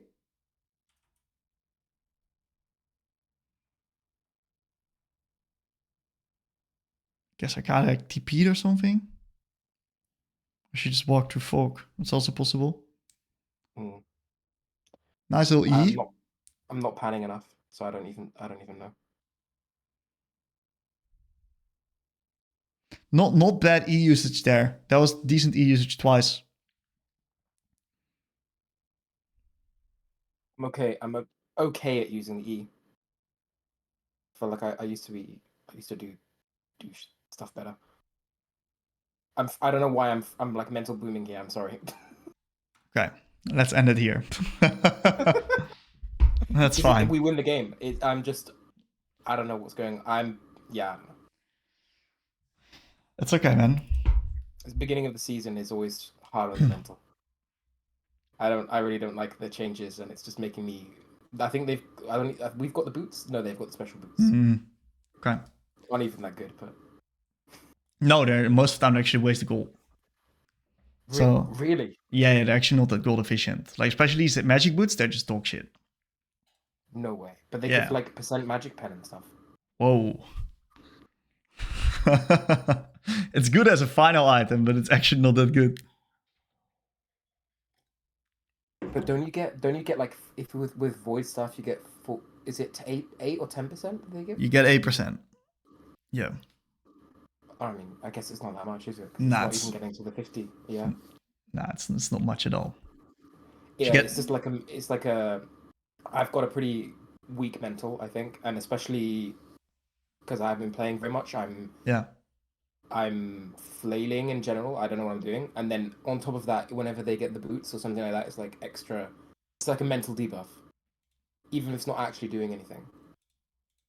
I understand. Mm. I understand.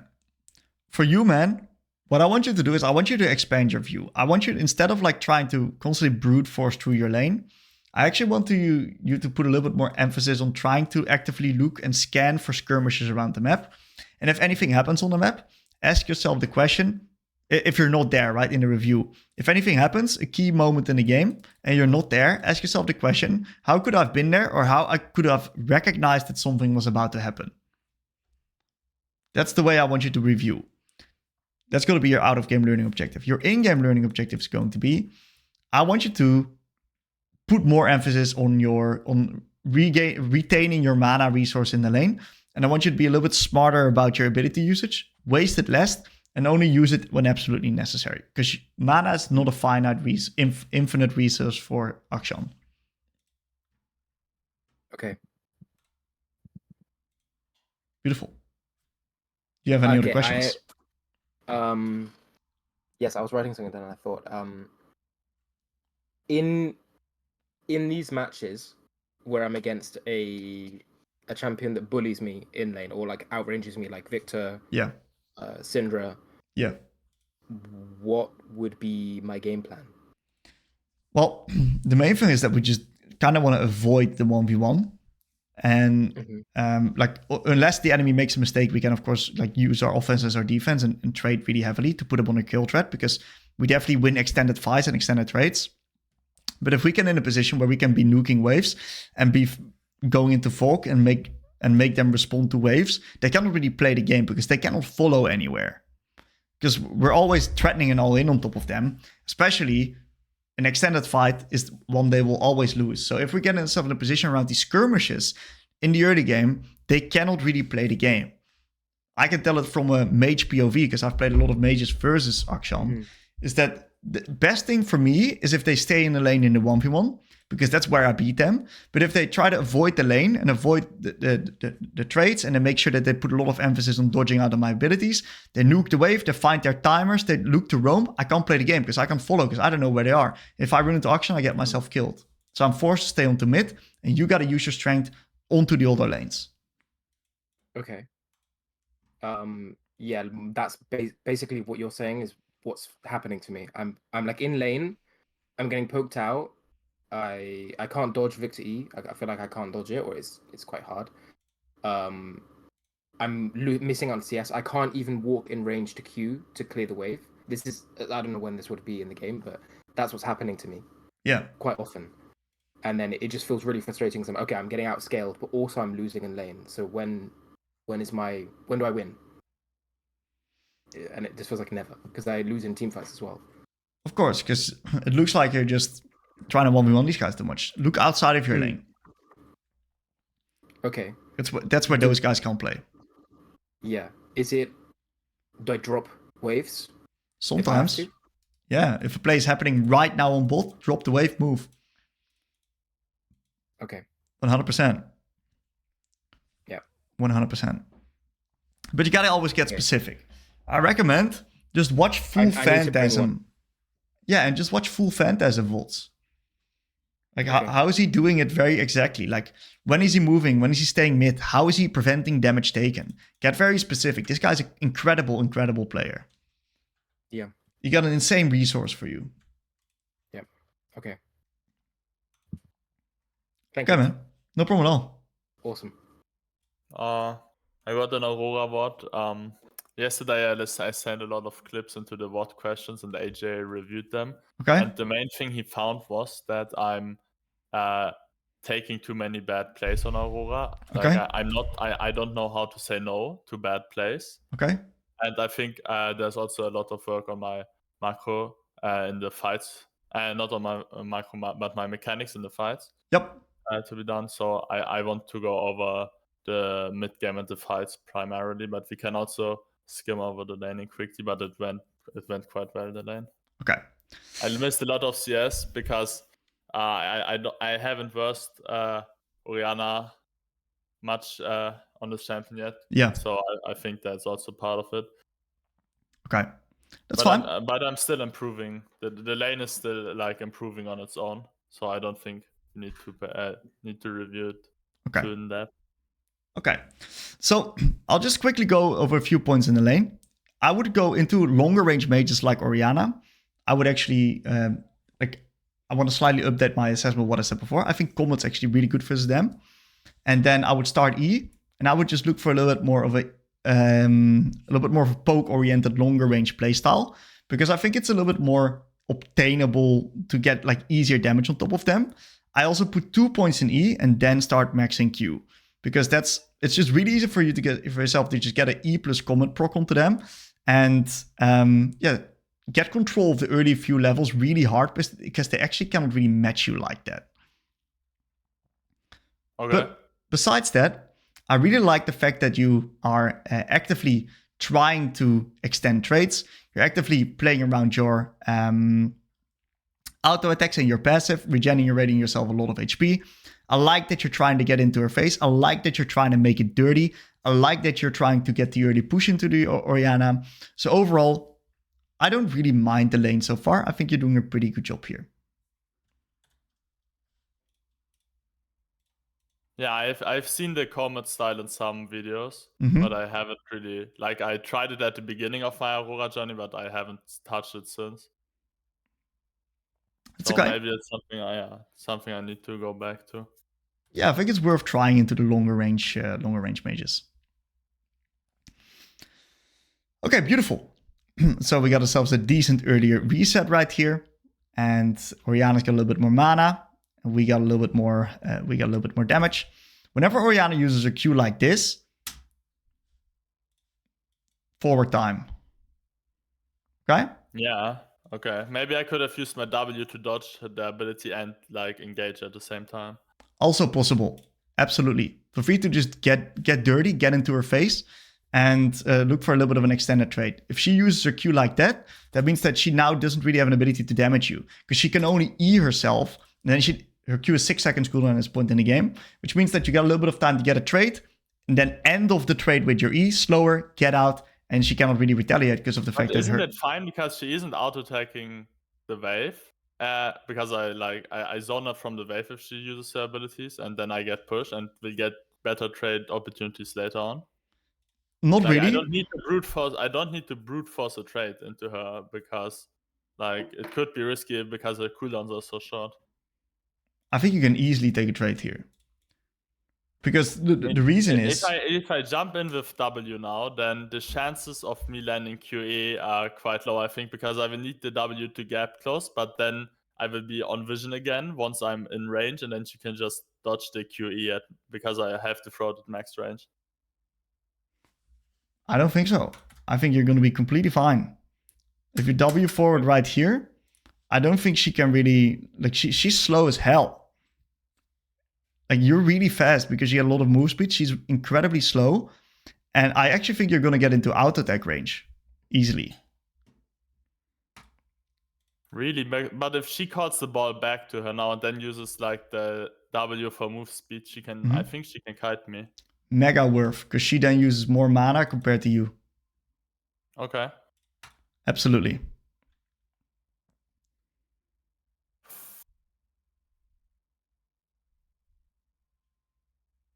Yep. I like the attempt here. I like the attempt for sure. I wonder why I was too scared.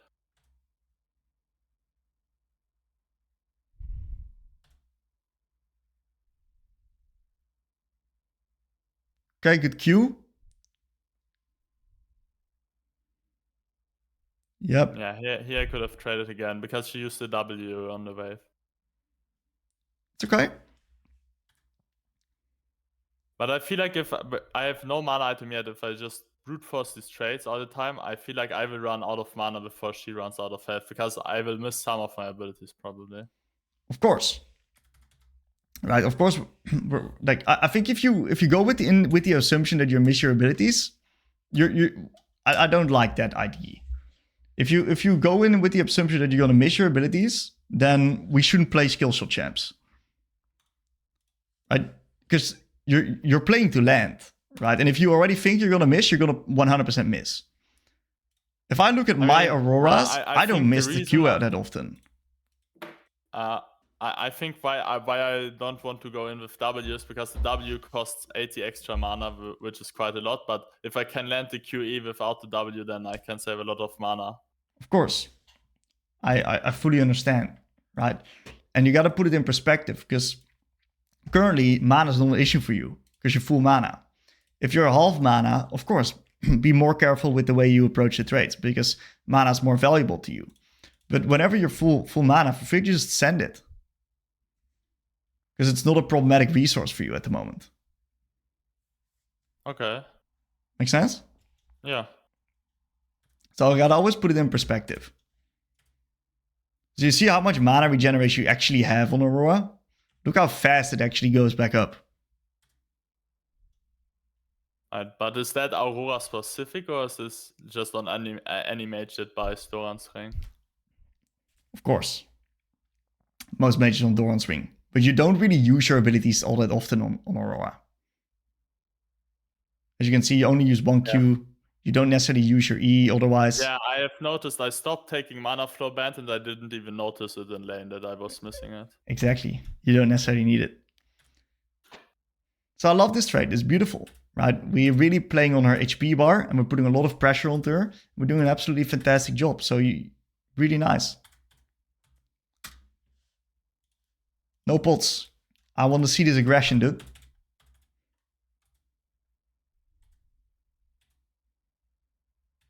Okay. Yep. Yeah. Okay. Damn. No problem. Not a bad trade at all. Like, of course, ideally we land the Q, but this is not bad because she's got no pots. And therefore, you're going to be in an advantageous position in a bit. No problem at all. Great trade.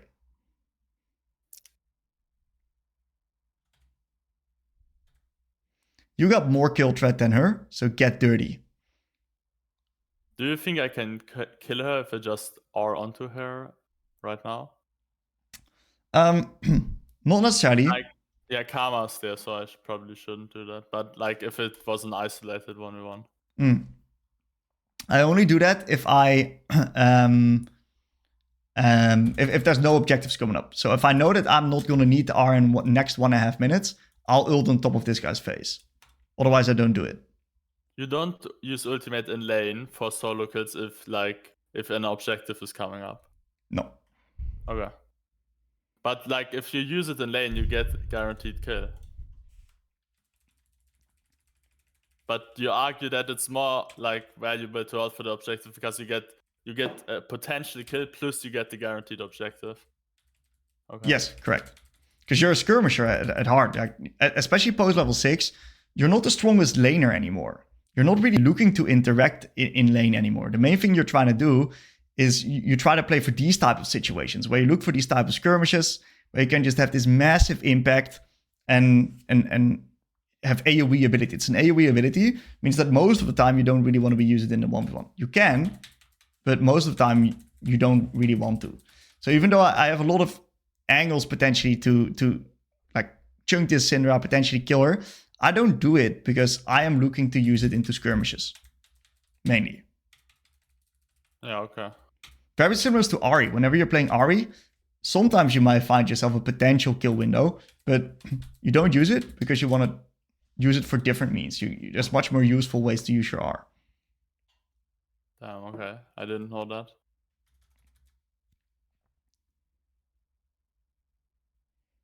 Okay. This was a little bit of... I think we didn't really recognize that Karma was there.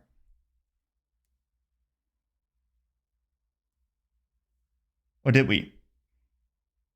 I don't think I knew.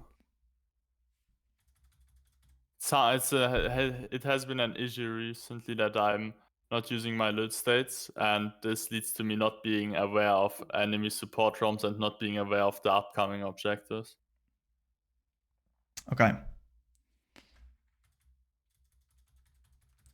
I worked a lot on my loot state usage last split, but then I went like on the Aurora journey for 2 months on my Smurf account, and after I came back, my loot state usage was terrible, and it's still bad. Okay. Because I think it's partly loot state usage.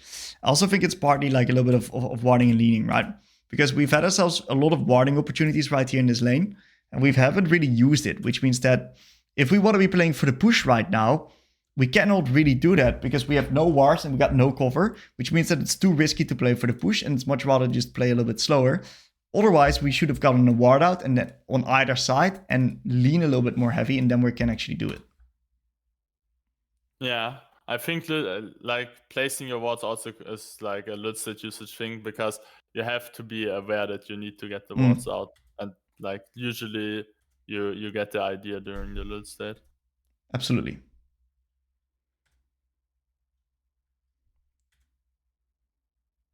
I like this roam, really good roam.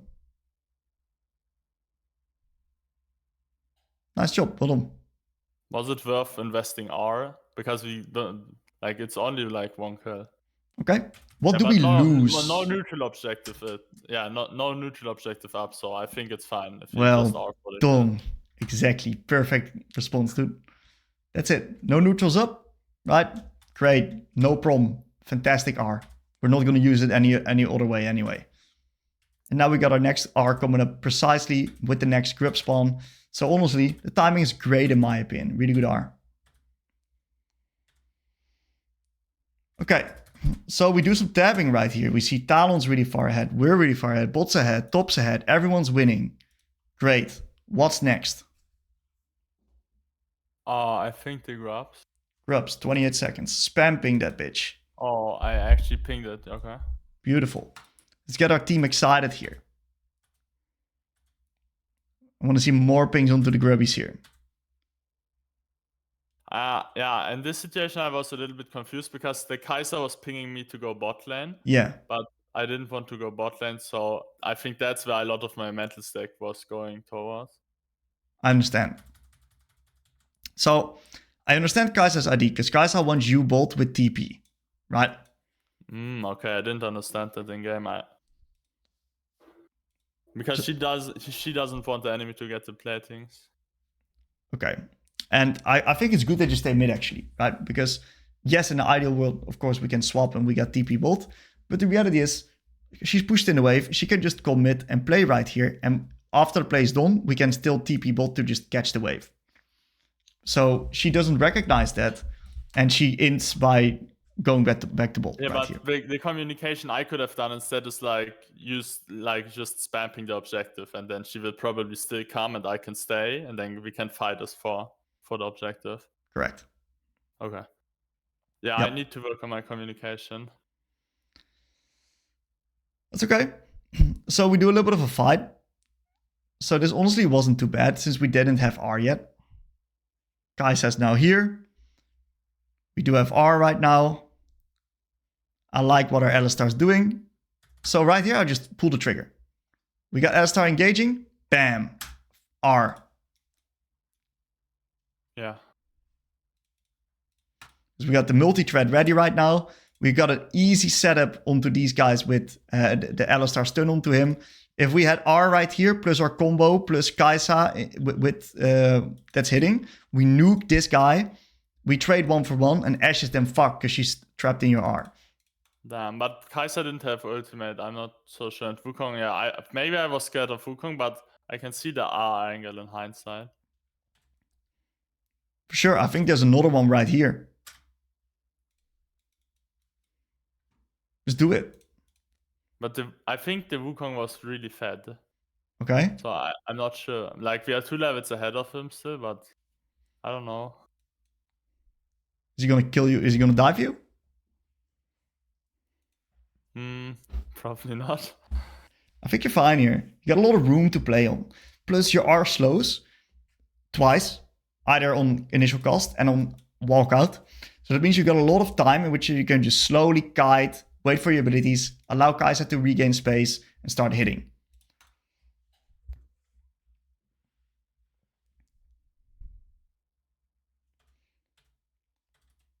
So I don't mind the reset. I think the reset's good. Sucks that the boys die. This took for ages. Like, I wanted to join the fight, but by the time the TP was finished, it was way too late. Okay. Is there a reason we don't R here?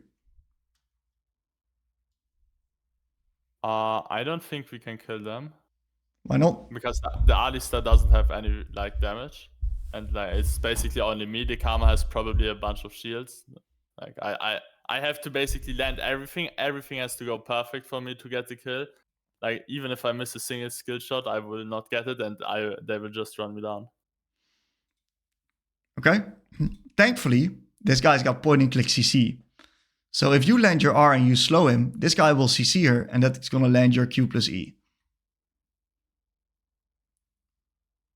I reckon you can do it. You got Ludens, you got it available.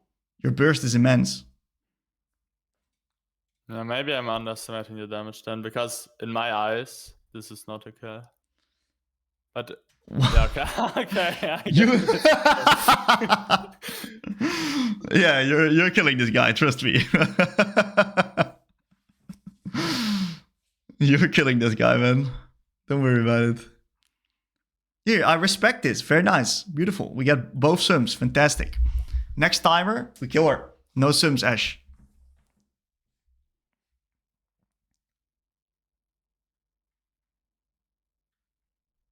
It is so much damage, man.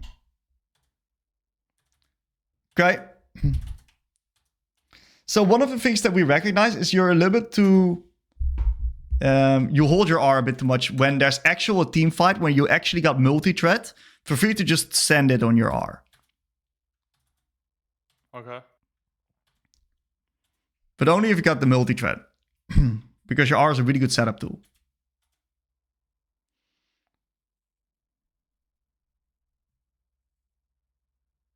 I'm a little bit confused by the word multi-threat because I have heard it a lot in the Aurora guide. Yeah. And as far as I understand, multi-threat means that like you have other people that can deal damage, like not crowd control, but actually damage. Well, it's also crowd control.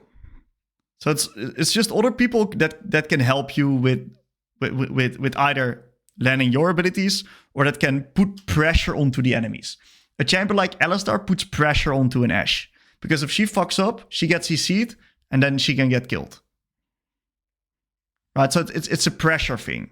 If you're the only one jumping in, if you're the only one in the area being able to deal damage or threaten enemies, you're not that threatening. If you combine yourself with Nocturne, or you combine yourself with Rel, you got yourself so much multi-threat and so much things that the enemy's mental stack is going to get overwhelmed. That's multi-threat. Okay. Yeah, I think I understand it. They have like multiple things they have to be aware of, not just me. Correct.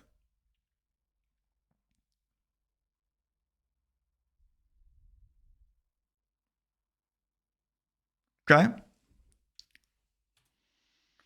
So we open a bot. Like, it felt so hard to sideline into this Orianna. She just outranges me and pokes me down. And I feel like I can't really all-in her because my damage is not high enough. I understand.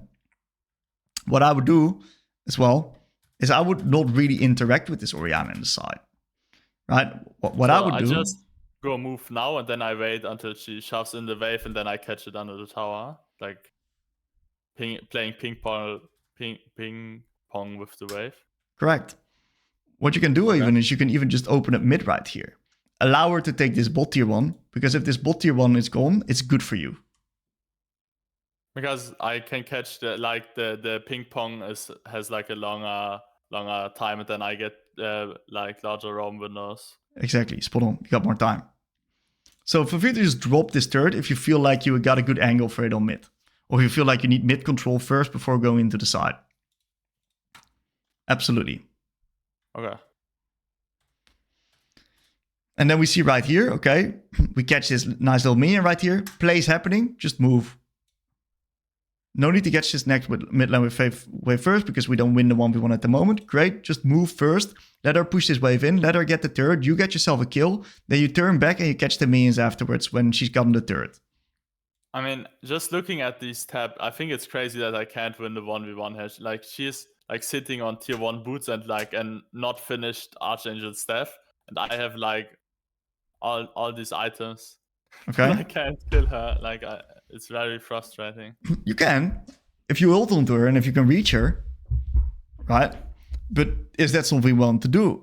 Is that, and there's also the risk of her potentially outplaying us because we got full skill shots, right? Yeah, it's risky. Yeah, okay. So I played into a Zinra today, right here. And into this Zinra, right, even though she like beats me in the side, I was still a lot more impactful on the side. Because the main thing that I did is I was constantly just trying to avoid her. Hey, great, they try to answer me on bot, fantastic. I'll brute force on mid. Great. I'm gonna be matching up against this Volibear right here for now, for instance, because I know that first Volibear I can get the priority. I can instantly start moving. I avoid the Zinra and the 1v1 because she absolutely shits on me as an Aurora, because it's so hard for me to reach her, right? So the only way I can get onto her is with multi-thread. So right here as well, look at what I'm doing. I'm just playing mid, even though the bot lane wave is just, it's even. So I'm just really happy just playing mid here first. And I'm just continuously playing right here. I'm continuously going in, putting pressure, and I'm just happy sacking the bot T1.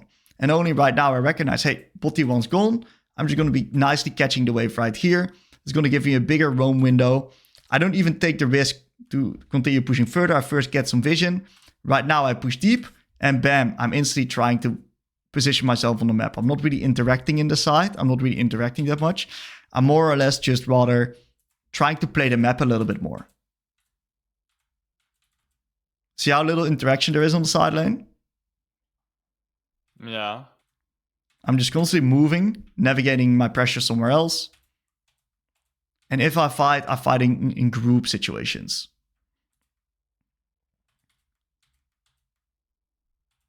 That's how you just win the game. Because that's where you're absolutely strongest as Aurora. Okay, I was trying to kill this Orianna somehow, but that was a big mistake then. So we've covered this one in the VOD questions right here. Yes. I think there's a micro-macro department to this, right? But it's definitely a really tricky situation. You got any more questions about this one, or is it clear for you? No, I understand this play. Okay. All right. So game's looking a little bit trickier here. How do we win the game from this point? Like, the only like really dangerous members on that team are Wukong and Ashe.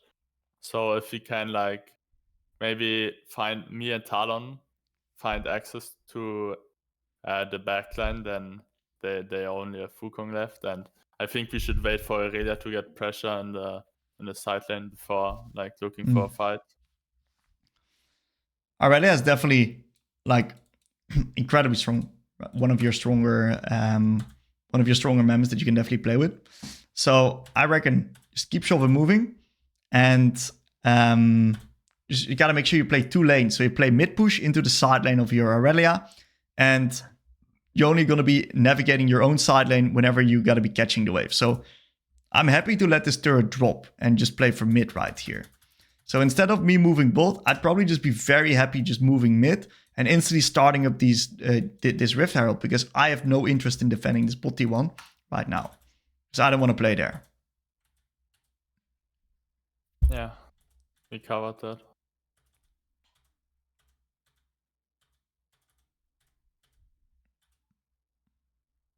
And this was the huge mistake, because I blow my ultimate in the side lane, which will bite me in the ass later. At the Herald fight, I think. Okay. This wasn't too bad at all. This was really good, because you get yourself a free kill into Orianna together with Talon. This is not a bad R, actually. The only thing that we now need to do is we now need to adapt to the fact that we don't have R, and we got to slightly change the way that we're going to be playing the game. We now need to wait with 50 seconds before we start fighting again. But they want to do Herald, I think. Should I just like spam danger ping the Herald? Completely, because we can't fight. But I don't think it was worth to use the R on the side lane if we can't contest the Herald now. It's just a Herald. The Herald's like not that important. So I've been getting these. Yeah, look how much gold and XP you denied Orianna by killing her right here. This was amazing. You guys don't have to fight this Herald here. If you don't want to fight Herald, TP bot and start hitting this bot turret. Maybe I already has TP too. You guys can both Yeah, you guys have both TP. You guys get some TP bot. Get this bot turret for free. You should give Herald. Okay, yeah. I thought I had to attend the fight anyways. Even without R. And by the I get her way too late. And without R.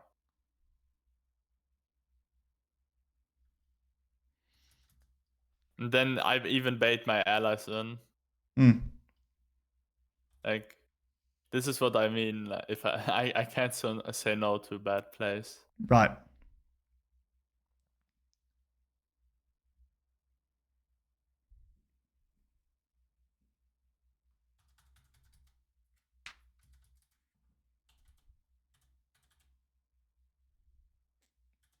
Not bad ability usage, though. Not bad ability usage. So the way we get back from this game right now is just trying to force man advantage fight and just force with your R onto these squishy targets on mid. Play with the multi-threat. So I like the fact that you move here. Really good that you move mid here. Keep up the mid prio. I would like you just push mid lane wave here. Keep mid lane wave pushed. Like, I felt like I had to help them because they are so deep, and like if a fight, like maybe the enemy collapses and then we can get even more kills, was my mindset. Okay. What about pinging these guys off after this karma kill, pushing the mid lane wave, and rather just getting mid turret, rotating into top, getting top turret plus diving kill, instead of potentially killing Ashe? Yeah, that sounds better.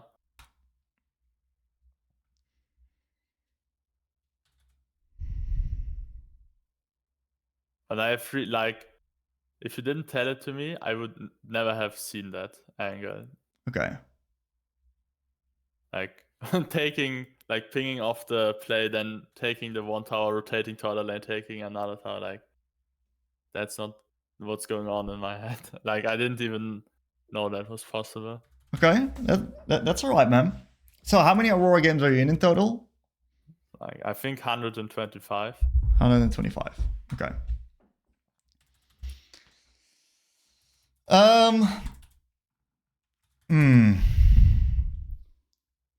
Okay.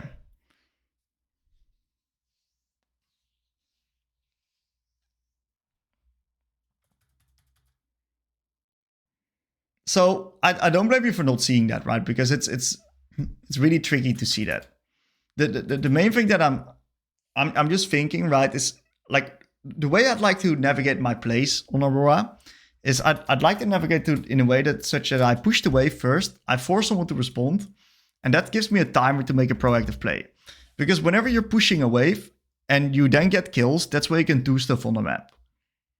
Right? So whenever you get a kill, my first instance is, what can I do with this kill? That's the question that I ask myself.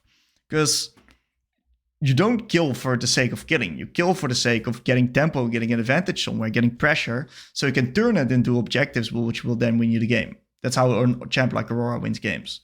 So a kill in itself is not worth. It's rather, what do you do with this kill? So when I see this kill into the karma, I'm already thinking, okay, what can we do with its next kill? And even if we kill this Ashe or not, I know the fact that we cannot do anything with this kill because none of the waves are pushed. So my first response is, okay, we got a kill. Can we do something? No. Okay, we can push this wave, then we can do something. It makes sense? Yeah, I have to think like more on waves, because as long as there are waves on the map that we have to collect, we shouldn't be doing anything else anyways. Rarely. Yeah, sometimes it's worth to sack a wave, of course, like, but yeah, it's like a big investment if you do it. Correct. Okay, so you guys get the Atacon. Amazing.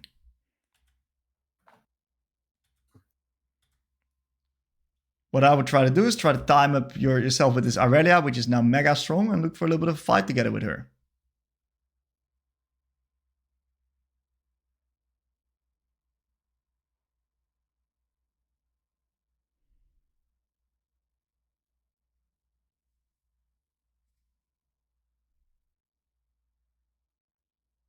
Okay.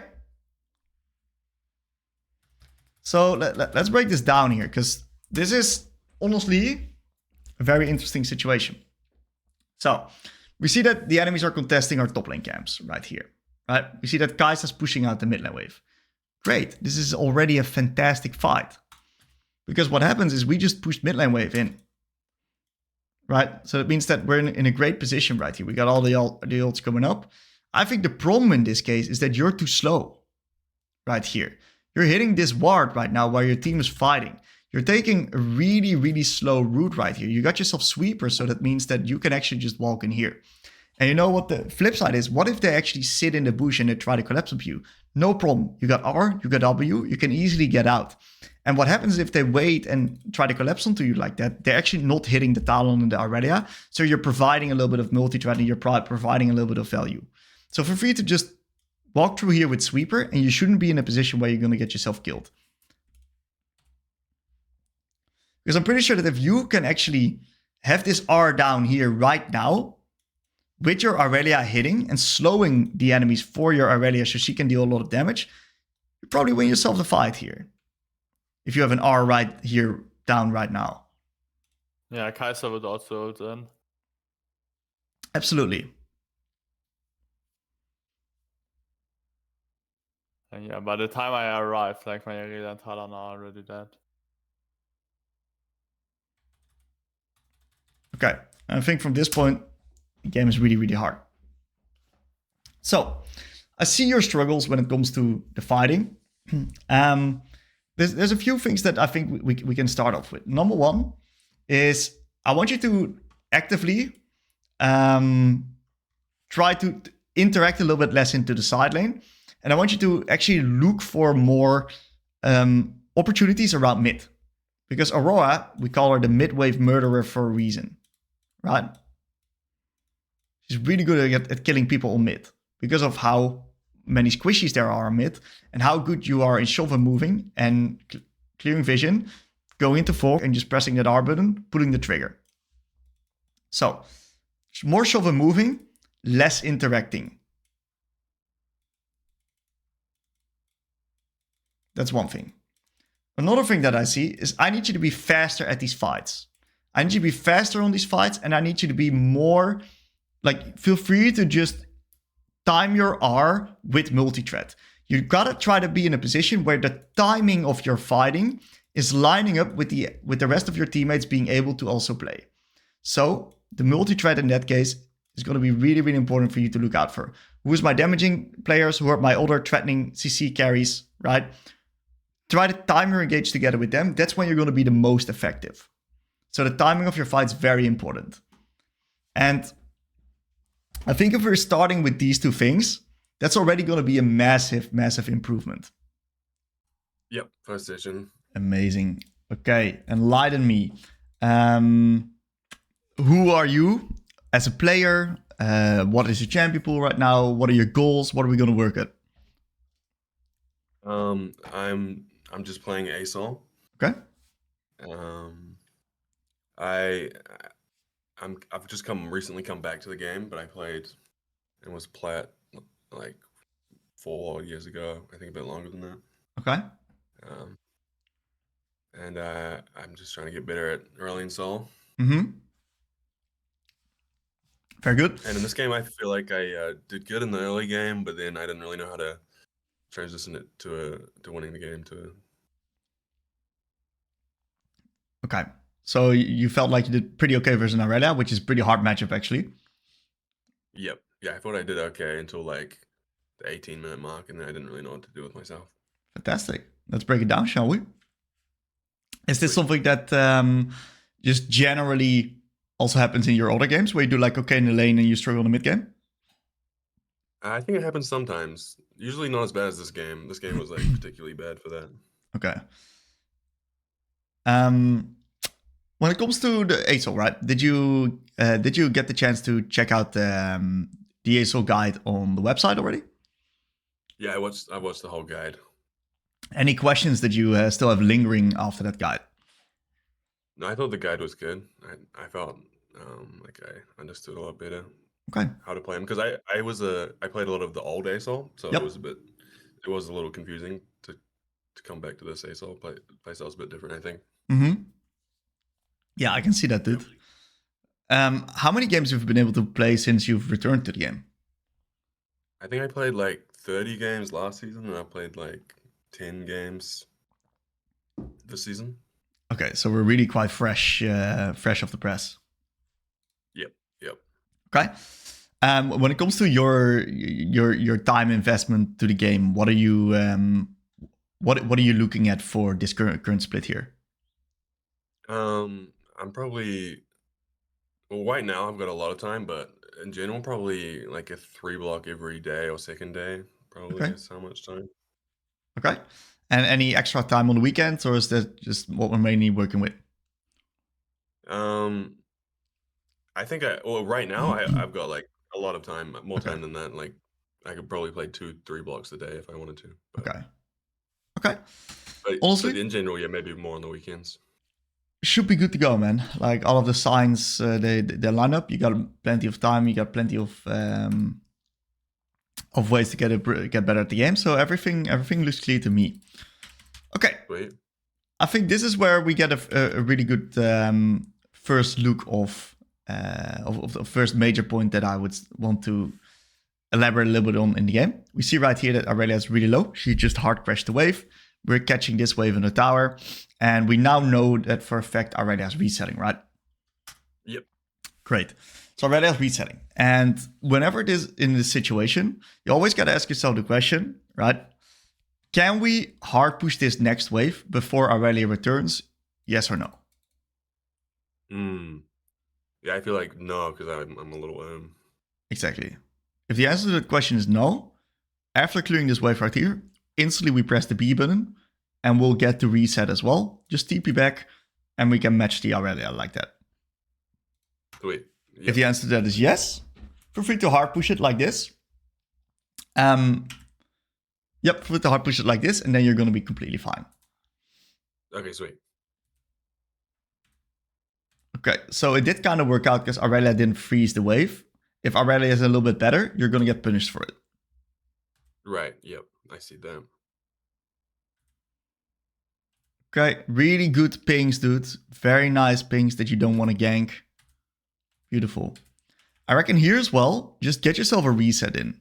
If you ever get above like 850 or like 1k on ASOL, just reset because you got yourself a really good first base on refill plus blasting 1. Sweet. I'm saving up for the lost chapter here, that's why. Oh, you're going the lost chapter route. Yeah. Okay. That was my idea. That's also fine. Yeah. Because what are you building? I'm going lost chapter first because I thought it would be nice to just be able to shove the waves. Okay. I don't know. So what do you build out of lost chapter? Do you Blackfire? Yep. Do you rush Blackfire then realize? Yep. That's fine. Yeah, that's what I'm building. There's no problem. Let's quickly jump off to review room 2, guys.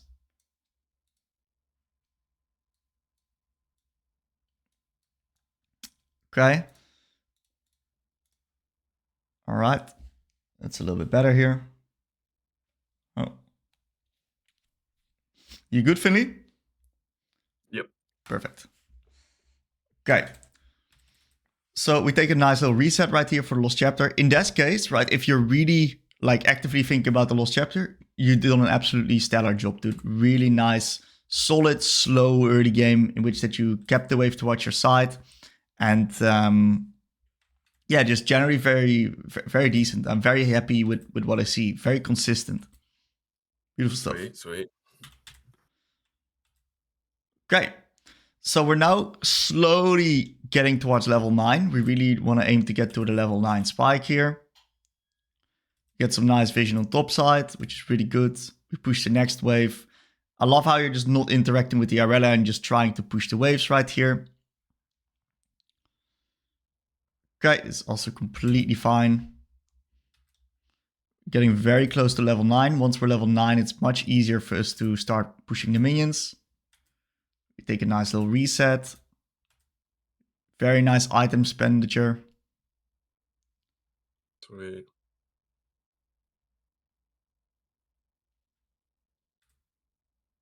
Okay. We're very close to level 9. We've reached level 9 after this next lane wave here.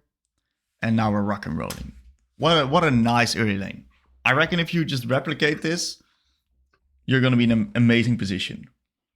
Sweet, sweet. Yeah, really good, man. So, now the game gets a little bit more interesting for us. At least interesting in a different aspect. What are we looking to do right now as ASOL? What is going on the game? And where are we going to try to influence the game? Well, I don't think this is what I do, but I think I'm trying to be a control mage and get to objectives first and then work around that. 100%. Do what I should be doing, but I think I roam bot and try to do something like that, or I don't know. I think I do something weird. Okay. So if I'm in a position like this, right? What I always do is I'll always press tab. Because Sweet. tab gives me all the info that I need about who's strong, who's weak, where do I want to play, where do I not want to play. If my bot lane 0-4, fuck no, I'm not playing bot side. I'm going to be playing around this Riven who's 4-0. You know? True. Yep. I see what you mean. Yeah. Going to be playing towards our strengths. Yep.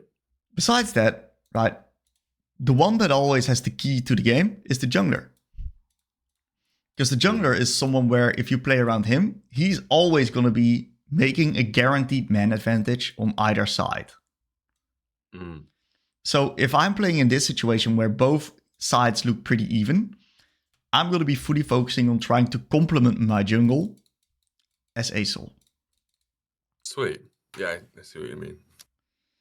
So if Hekka's playing topside, what I'll do is I'll place my vision topside and I'll start leaning a little bit more towards topside. So if something breaks out or if something happens, I'm already closer to the play.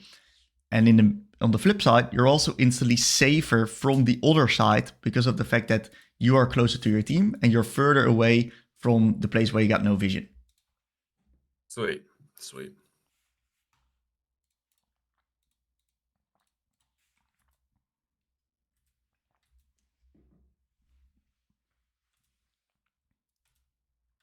Okay, so we get ourselves the Blackfire, which is going to massively increase our wave clear. Overall, we're doing pretty decent. Bot lane is doing decent. Top lane is doing decent. Jungle is doing decent. Everyone is just doing decent right here, which means that we're in a pretty even game state. I reckon once again, I try to put my focus on where the Hecarim is at and try to complement him. Sweet. Yeah, I don't think I was thinking about the jungler at all. Okay. But Do I think you that's a good point. perhaps remember what you were thinking about? I think I was just clearing waves and imagining that something would pop up. Okay.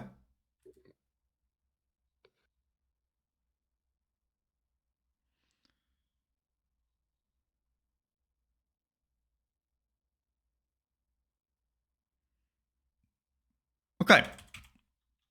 So, you guys got destroyed here. What happened? Yeah. I think I was trying to hold. I thought she would run away, so I missed my E. Okay. And then I was holding my R because I knew she had flash, but it kind of didn't really work out in a way. Okay. So what do we know about Aurelia? How does Aurelia work? She's kind of like an assassin-y bruiser. Okay. She's got some CC and... Definitely true. Ever heard of the She'll Borg scale spike? you. Yep. Yeah, I imagine. I play Yone a little bit in normal games, so... Okay. Yone is very similar, but Aurelia is Yone ×2 on that item. So Right. if I see an Aurelia with Borg at this point in the game, I'm not really planning to interact with her. Matter of fact, Right. neither is my jungle. Right. Unless you got like a Wukong who can just CC her for like so long that it's fine. But in this case, what we see is that she's just too strong. Yep. She's just too strong and she beats you guys. And that means that, this is just Aurelia things. Yep. Sweet. Take it as a learning experience. Sweet, yeah. I was surprised that she beat us. Mm-hmm. That's all right.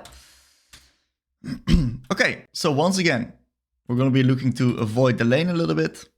right? Try to just clear the waves with the E plus Q. Really good stuff. Good pinging.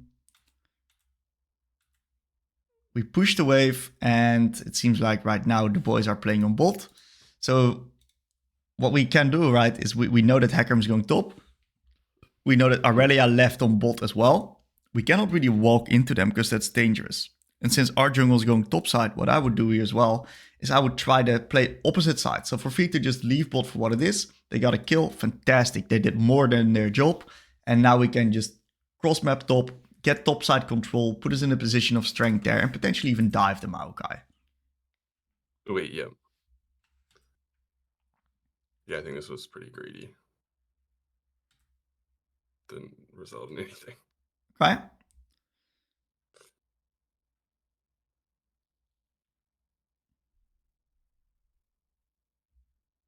Okay, this worked out barely. Yeah. One of the things to keep in mind about Aurelia is Aurelia keeps her stacks up by hitting turret.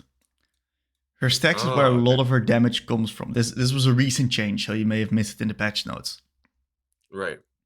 And that means that all of her damage comes from this passive, right? So if she keeps it up through the turret, you may feel like you're safe with your turret, but you actually are not. Right. Yep. But you played it well. Well done. Thanks. Okay. So I reckon what we do is we just slow the game down a little bit, keep clearing the waves, and keep complementing your jungle. Well, the major trend I see in your game is that you and your jungle are on Narnia versus the real world. Yep. And that makes plays just be a little bit awkward. Yep.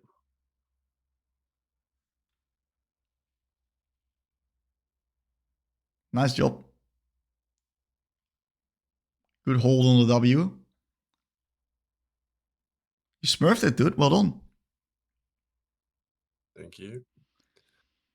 So I'm pretty impressed with your mechanical execution, given how little you've played the game over the past few, time. I actually think it's very, very decent, dude. Thanks. I have played quite a few normal games as well. So. Okay. Okay, so we're not foreign to the game then. No. Okay, that may be it. In that case, it's still good. It's still good.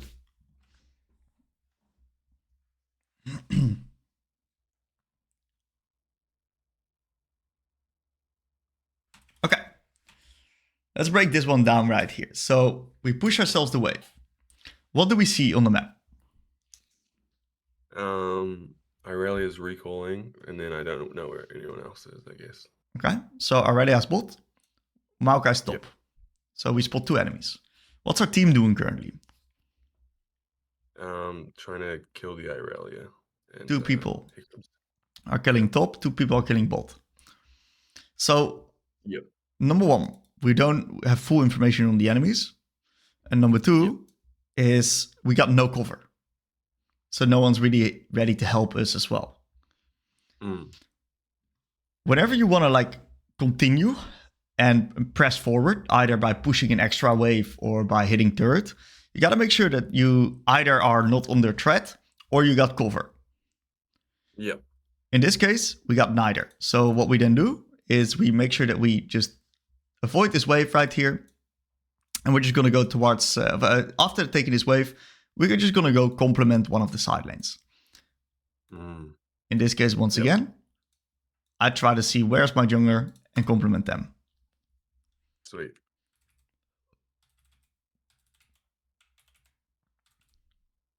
Okay, let's put some chaos onto the game here.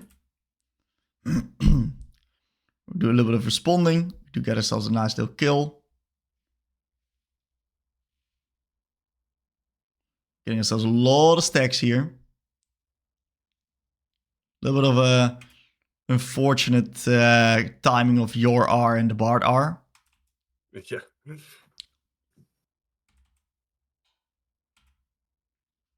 Okay, so this is a really hard play to make right here on top. Do you know why? I guess because Maokai ended up getting on top of me. and I didn't know where other people were going to be coming from. Okay, that's definitely true. Well, what else do we see if we look at this situation right here? Yep. I'll slightly go back, if the VOD allows me to. Okay, I think this is a really important position. What do you see right now?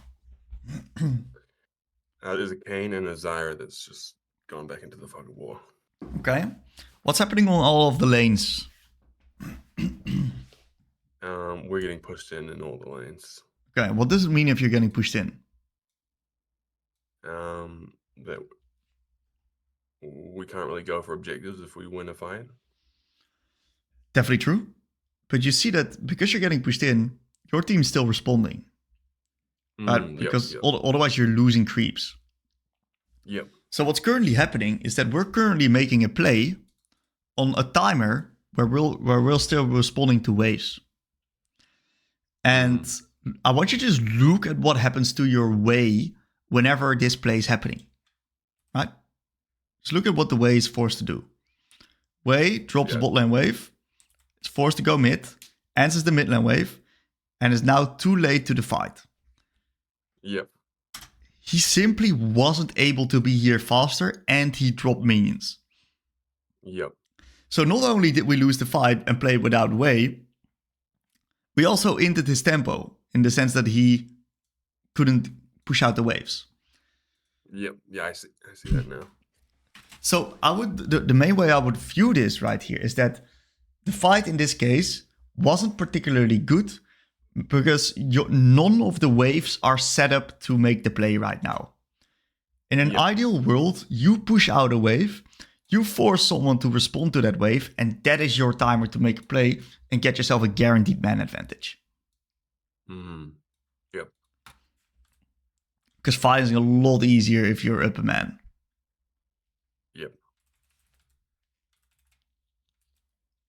Okay. So, Dragon's up. What we recognize because of these fights right now, we are late. And we're once again, in this case, not responding. We're still in the need of responding to waves. We never have gotten any tempo in the sense that we've pushed out the wave, forced one of the enemies to respond, which puts us in an advantageous position. Which means that we're now trying to enter through the choke right here, which is always really hard.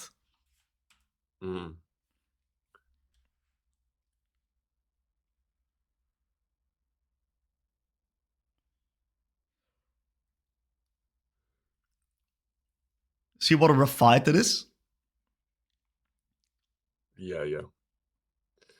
That was unfortunate. Okay. So in this situation, we recognize that this is just such a brutal fight because we're forced to go into the enemies and we like to be first as Asol. And being first means making them respond to waves, and that allows us to control the areas. So let's do some problem solving together. Given this situation right here, right, instead of ramming down towards this dragon, what can we do? I think maybe I should have pinged them away from dragon and gone top. Tried to get the top tower. Okay, I like that.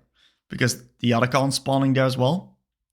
So what we can do is if we can get this way and this Riven and everyone to mid, and they can potentially get the mid push, and we go to top, and we get the top push, now suddenly the enemies are in a position where after they've cleared this dragon, they need to now respond to these waves. And that gives you a little bit of a timer in which that you can set up some control or potentially play for the Atacon yourself. Yep, sweet, I see that. Really, really nice. Well done.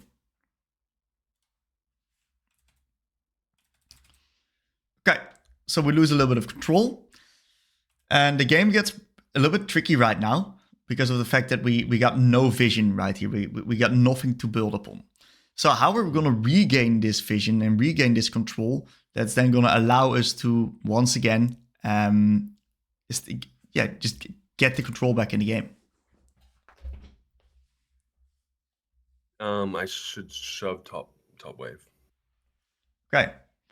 What I think that you did first was really good here is you go mid and you take the mid push first, because if you're mid first it grants your Bard some opportunities to get some vision here. And afterwards, you can then go top and push top. Yep.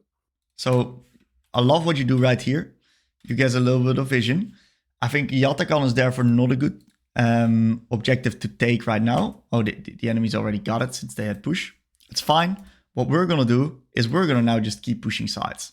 So in this case, the enemies just got the Yatakan. Okay, where did the enemies just play? Top. Top. So what are we going to do as a team?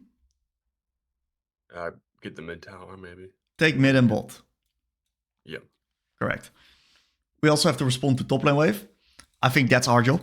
I would ping mid tower and ask Wade to do that, and I would ping bot tower and ask Riven to take that. Yep. Yep.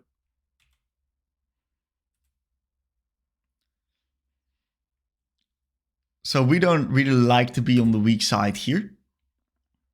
So whenever you push out a wave like this, we cannot really take another wave.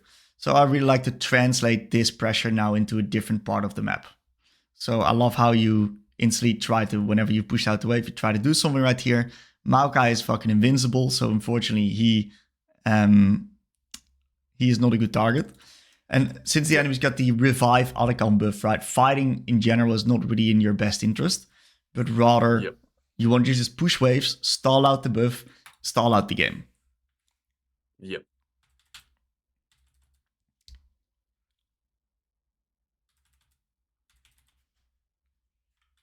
Okay, from this point, the game gets very hard. Very, very hard. Yep. So I'm going to quickly do a little bit of a checkup at the end here. See what happens. I thought I could beat Desire, but... She's got a lot of buffs. You got the soul. She's got strong items. That's all right, man. I don't mind this attempt. I don't mind the attempt at all. I think it's a good try from you. So, honestly, not a bad game. Not a bad game, Finley. I actually think there was a lot of good stuff in here. I think the lane, if you can replicate that as an ASOL, amazing, beautiful check mark. I think you also were pretty clear about some processing of information, right? When I ask you some questions, you are pretty good at giving me the answers, right? And that shows me that your intuition for the game is actually not that bad. And you got a pretty good hang of what's actually going on. You just don't know when to do what and how to get it. Yep, I agree. And that's very clear throughout this session here as well. Therefore, what I'm going to give you is I'm going to give you mainly an in-game learning objective that is going to allow you as a little bit of a reference point for you to look out to what you got to try to do. Number one, whenever you reach towards that later part of the lane, I really want you to focus and put your eyes onto your jungler. Where's your jungle? That's the side I want you to be playing on, unless he's far behind. Okay, in that case, you want to like in 10% of the games, don't do it. But in 90% of the games, play around your jungle. And play on that side. And in the mid game, really try to highlight situations in which that you can push out waves, force the enemies to respond, then make a play. If it's not, in this case, your turn to play because the enemies have pushed in the waves, you got to be very careful when it comes to making a play because it's very easy to slip out of control whenever you're making plays and the enemy's got waves pushed in. Because even if you win the fight, you are going to be losing the waves, which is about 150 gold each. So you got to make up for it by at least getting like over a kill of an advantage over the fight. Otherwise, you're still going down. Yep. So if the enemy's got control of a certain area, don't brute force your way back into it. Just take control of the other area and try to make your own plays right there and setting those up while being first and forcing the enemies to respond there. Sweet. And I I see think, what you mean. Yeah, I wasn't even thinking about that really. I think this is where we start, man. Yeah, sweet. Thank you. Okay, beautiful. Do you have any other questions? No, I think that sums it up pretty great. All right, dude. Really good stuff. Okay, man. So for you also, first session, right? Mm-hmm. Okay. for you as well, walk me through who are you as a player, what's your pool, what are your goals?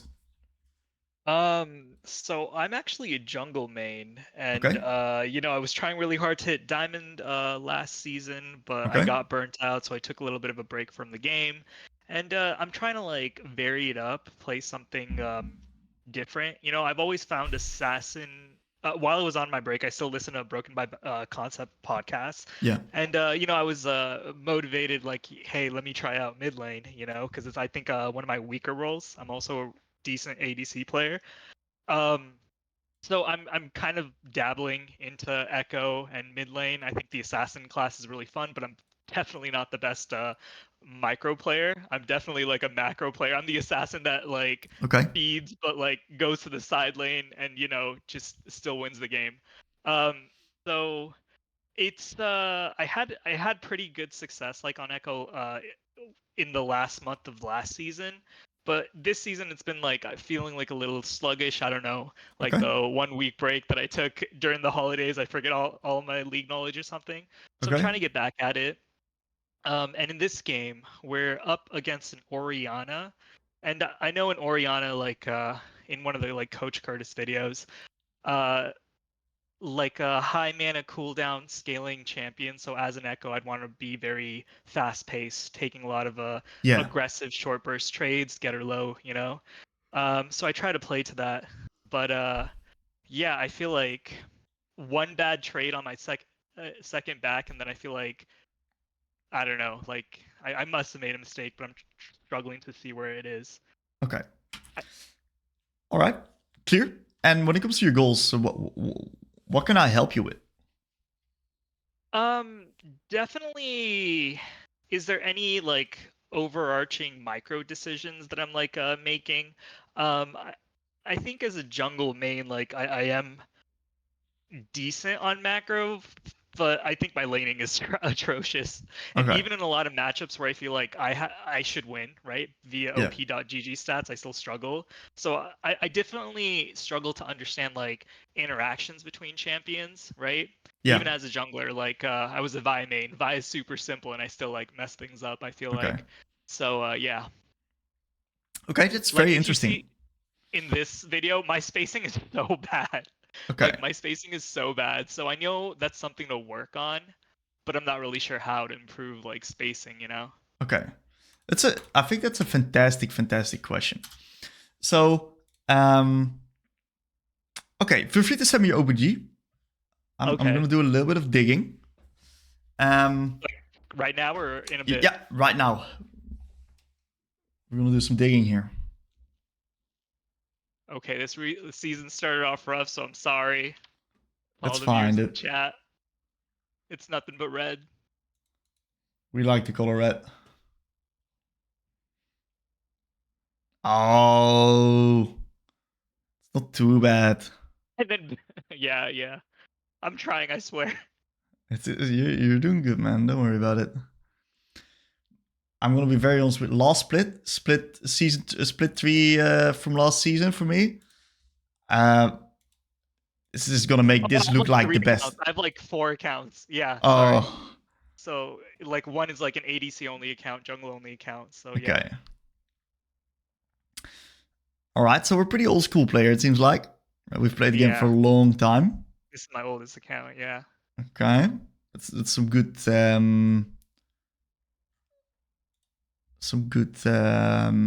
context here.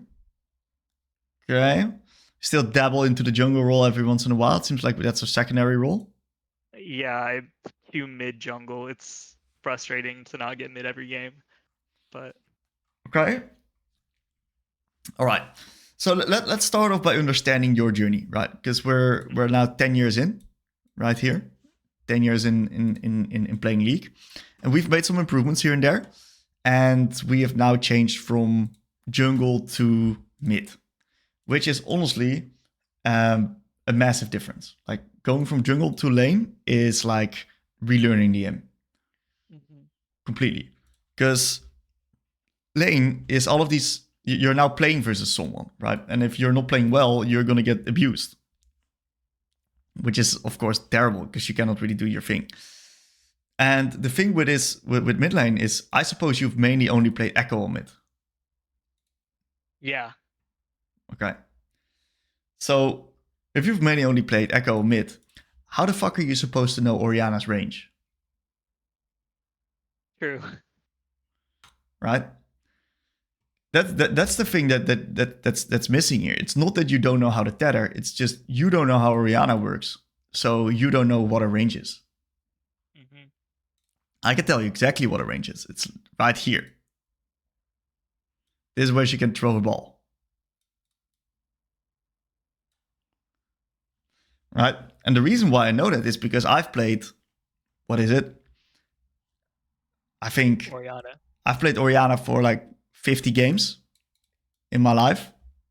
And I'm not the biggest Oriana player. Like, there's some champs I played hundreds and hundreds of games. But Oriana is actually not my biggest champ. But I've played 50 games as Oriana, and I've played at least 100 times into Oriana, if not more. So the amount of muscle memory and experience that I have regarding Oriana's range is built in all of these games right here. Now compare that to, for example, my Syndra. I'm a really big Syndra player. I've played at least 1,000 Syndra games. I've played against Syndra at least 200 times, right? The amount of muscle memory I'm working with, the amount of intuition and references I'm working with is just incredible. I know exactly what the ranges of Syndra are. It's my bread and butter matchup, basically. If I play against Syndra, I already know I'm going to have a good time because of how good I am at playing and versing her. What we're seeing most likely in your case is because you've swapped from jungle to mid and also played Ekko, and only played Ekko, you do not have the necessary understanding yet to put yourself in these guys' perspective and use that to your advantage. Okay. So there's many ways that we can that we can start building it. Of course, experience is going to be part number one. Every rep for you on mid lane is going to be a new experience for you, which is going to make you indirectly a better player. Another thing you can do is you can just try out and cycle different mid lane champs with the purpose of learning them. So instead of just picking to Ekko, you're going to go in and do a little bit of a learning phase the coming few months. And you're going to just try out many different champions on mid lane just to get a good feeling of them, just to get a basic understanding of what they do, so you can use that against them later. Which sounds vile, but it's very, very effective. And another thing you can do is you can also just try to put yourself into the enemy's shoes, right? If you're playing Oriana, just asking yourself this question. If you're playing Oriana in this matchup, what are you trying to do?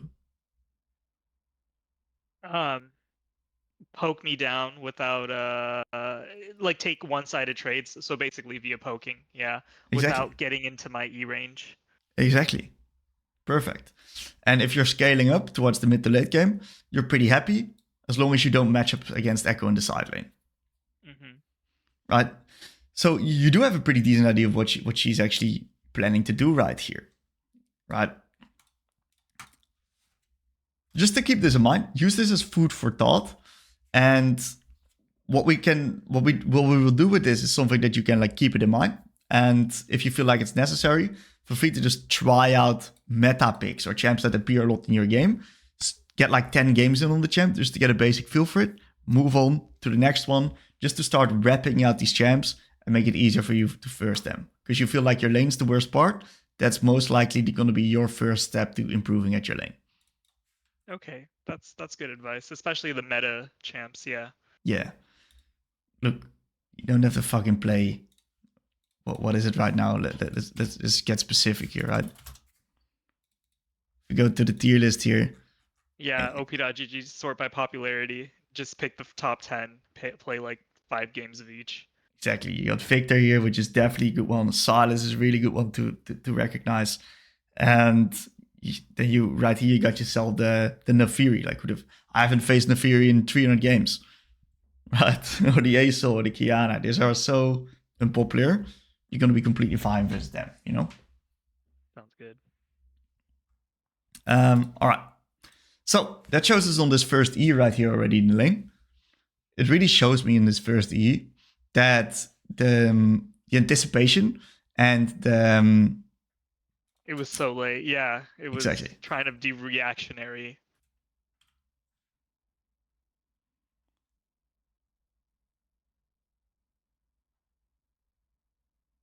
Okay, not bad.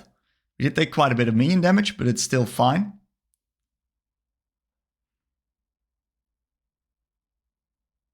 Really good. I like your movement. This is great tethering, dude. I probably should have waited like a second before going in for my Halo Blades there on that trade. Spot on. Great that you recognize that. We now reach level 2. Massive spike here. So late. Okay, so this I'll be honest, I did not know her range was like that high, like, or how her ball works exactly. Yeah, her range is really, really high. It's actually a very high range. And another thing to keep in mind is that in this situation, right, if you once again put yourself in Oriana's perspective, right, Oriana sees these minions really low. So Oriana wants to hit these minions with her Q. So don't stay next to the minions. Yeah, yeah. And me personally, my eyes were set on Oriana. Like, what is she moving forward or back? So her ball being on the side, it was like hard to dodge. Or I didn't notice it was moving until it was too late. Right. Okay. You know what it is? I like this. It starts lining up already here, Sammy. And I'm gonna show you some examples, just so you getting inspired a little bit. Sure. Not this one. This one. Okay. So in this particular game, I'm playing Aurora versus Galio. And this is a lane that I want to punish him. I want to make sure that I'm a very strong early game laner, and I want to pressure him for being a melee champ. Right? But Aurora is a skill shot oriented champion, which means that a lot of my damage will come from my Q, but me landing my Q is going to be crucial to actually getting my damage off. If I don't land my Q, it's going to be really hard for me to damage him. So my job in this lane is to make sure that my Qs are guaranteed, because if I've got no Q, I'm useless. If I land them, I'm chilling. What tools do you think I'm going to use to make sure that I'm going to be able to land this Q consistently? Wait for him to like last hit so that you know, like, oh, he's stuck in an animation. He's going to be frozen still for 0.25 seconds. And that makes it 0.25 times easier to land the Q. Plus also, like, you can predict when he's going to go up for a last hit by looking at your own minion's health. Exactly. It's the same concept. It's you're putting yourself in the shoes of someone else. What is Galio going to do? He needs to hit this, otherwise he's losing the creep. Perfect Q, out attack Q, electrocute proc. Good start of the lane right here. And now we're just going to repeat that. Once again, I'm walking up to get the hits onto him, because I know he's forced to either drop that minion or he's gonna take damage. Really similar situation right here. I hit the Q or he drops the creep. And we're just going to be continuing from this, because this is a position where I want to keep him in. And you see that because I'm putting myself in Galio's shoes right here, I also know that, for example, Galio, with his Q, I know he's going to try to Q these minions to try to get them. So I try to stand outside of the wave, so I don't allow him to get a big Q onto me and onto the minions. So I preserve my HP like this a little bit as well.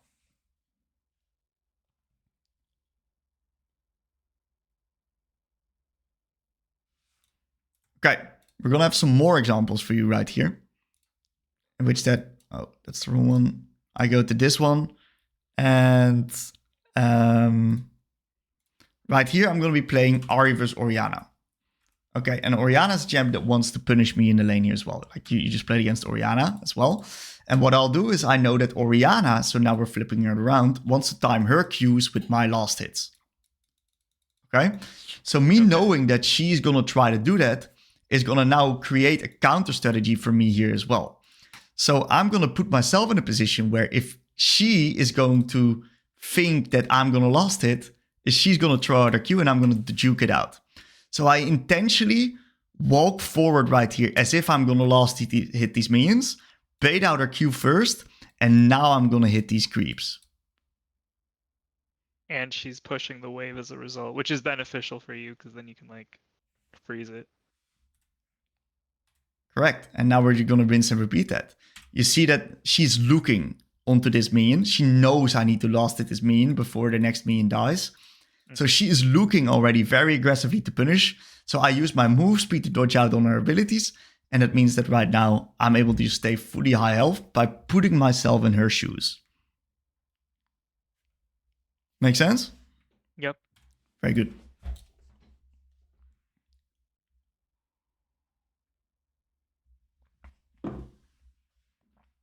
Okay. This was a lot better. This was an amazing trade. Well done.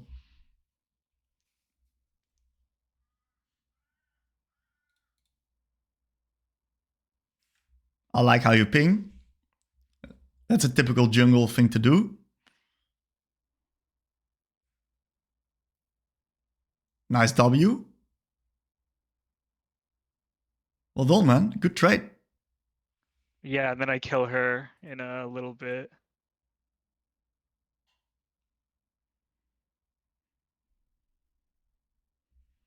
I'm just waiting for my W to come back up. And then as soon as it comes up, I flash on her. Okay, nice job, man. Really nice job with the wave as well. Beautiful little reset. And we instantly turn back to lane here. Fantastic. Really, really nice. I think this is actually in the laning phase. This is where I make my biggest mistake. I just get poked down super hard, even though I'm level advantage and in the winning position. Okay. She's a really good Orianna player, granted. Okay. That's all right.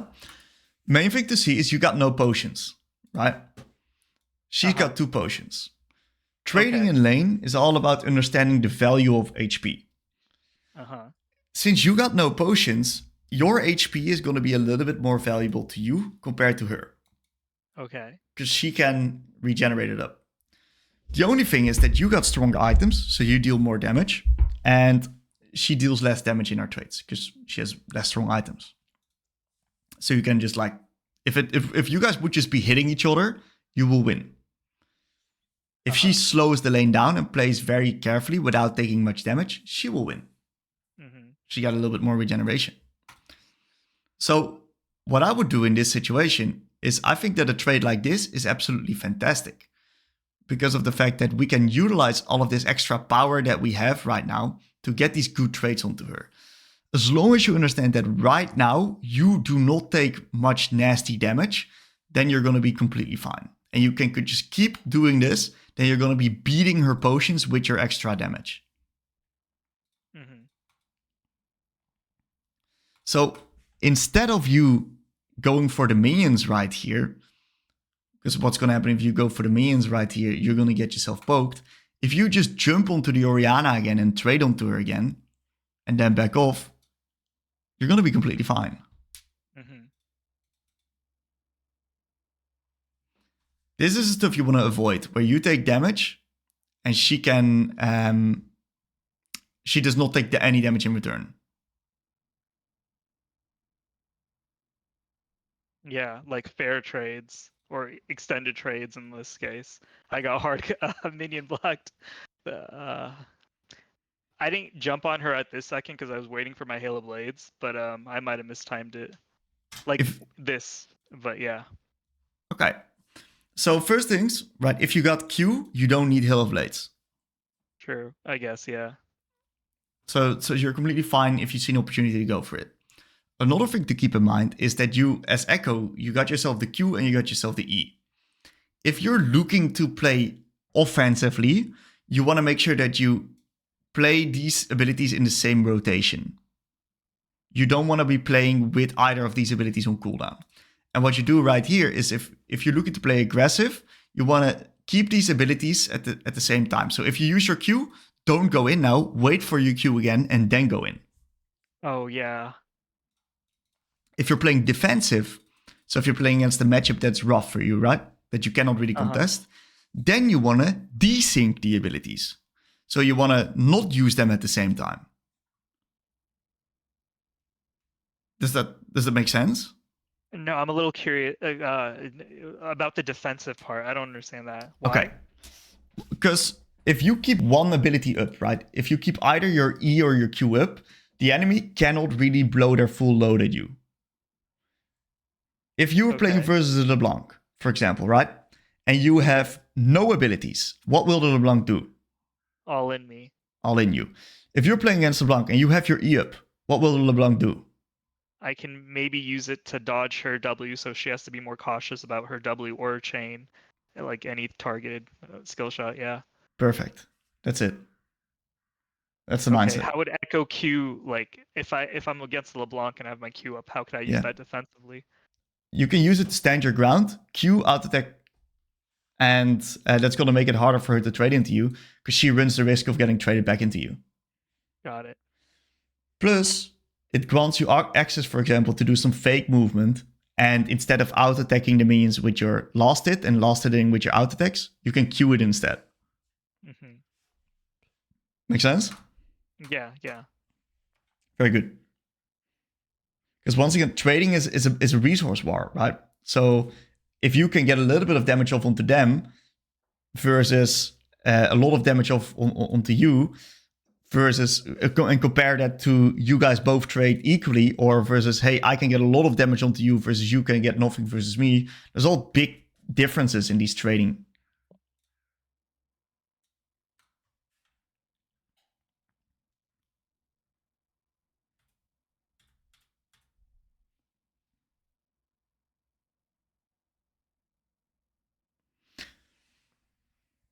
Another thing that may be good for you is I've created a course on the website, which is the advanced laning course right here.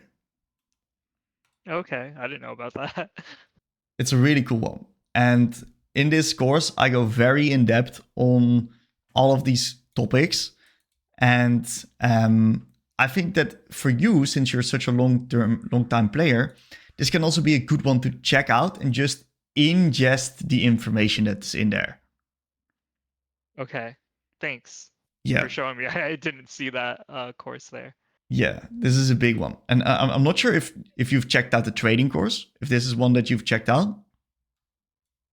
I actually just joined this week, so I'm still like going through all the courses, like just starting with the Ekko one and stuff. Okay, makes sense. I understand that there's just a bunch of information. I may have made a little bit of misconception, but I thought you were a little bit more familiar with the programs. For some reason, I thought you came from Jungle Academy. Oh, yeah, I was part of Jungle Academy like last year, though. Okay. So it wasn't... Okay. It's fine. It's completely fine. We're going to keep it simple. I'm kind of overloading you with information right here. But it's fine. We'll manage our way through it. So the goal of this session as well, Sami, is I'm going to give you something pragmatic to work on. And so you can start expanding your view a bit. And just get the ball rolling, really. Okay, so we get ganked by the Lux. What does that mean if you get ganked by the Lux? Our bot lane is chilling. They're 2v1 in. So I just need to not die or do something stupid like take really bad trades into 1v2s. Okay. So I see you're trying to nuke the Lux here.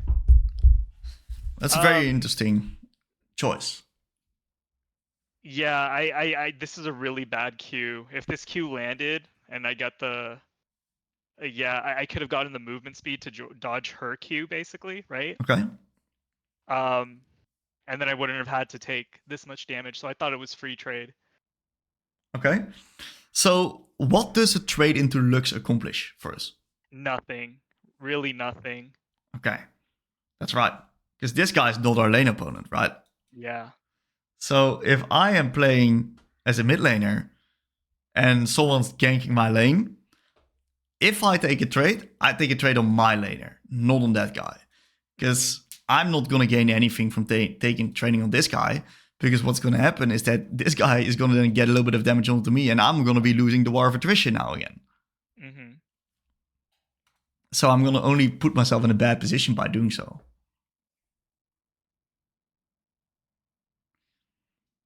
Because I don't think there's anything wrong with your micro, by the way. That's one thing I want to say, is I don't think there's anything wrong with your micro. Okay. Not at all.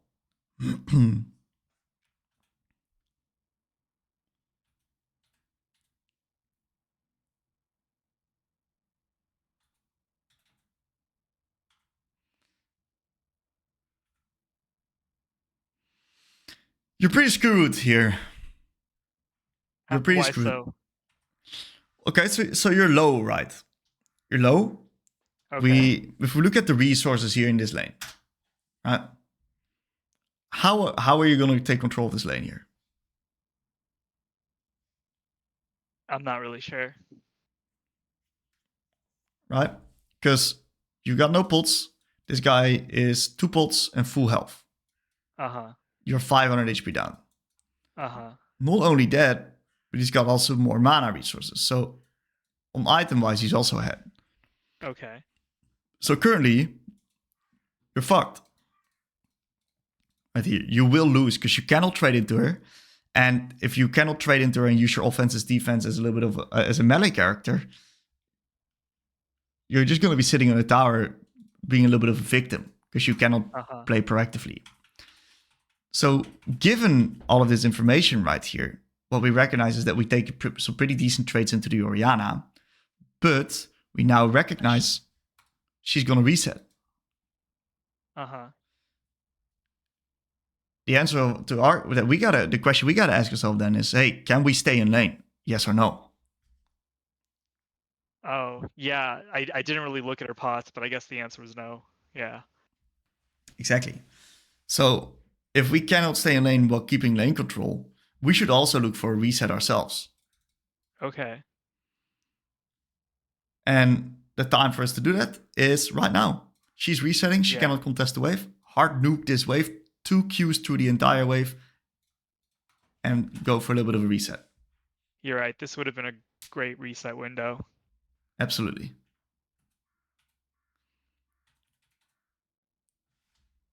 Okay. Let's continue a bit.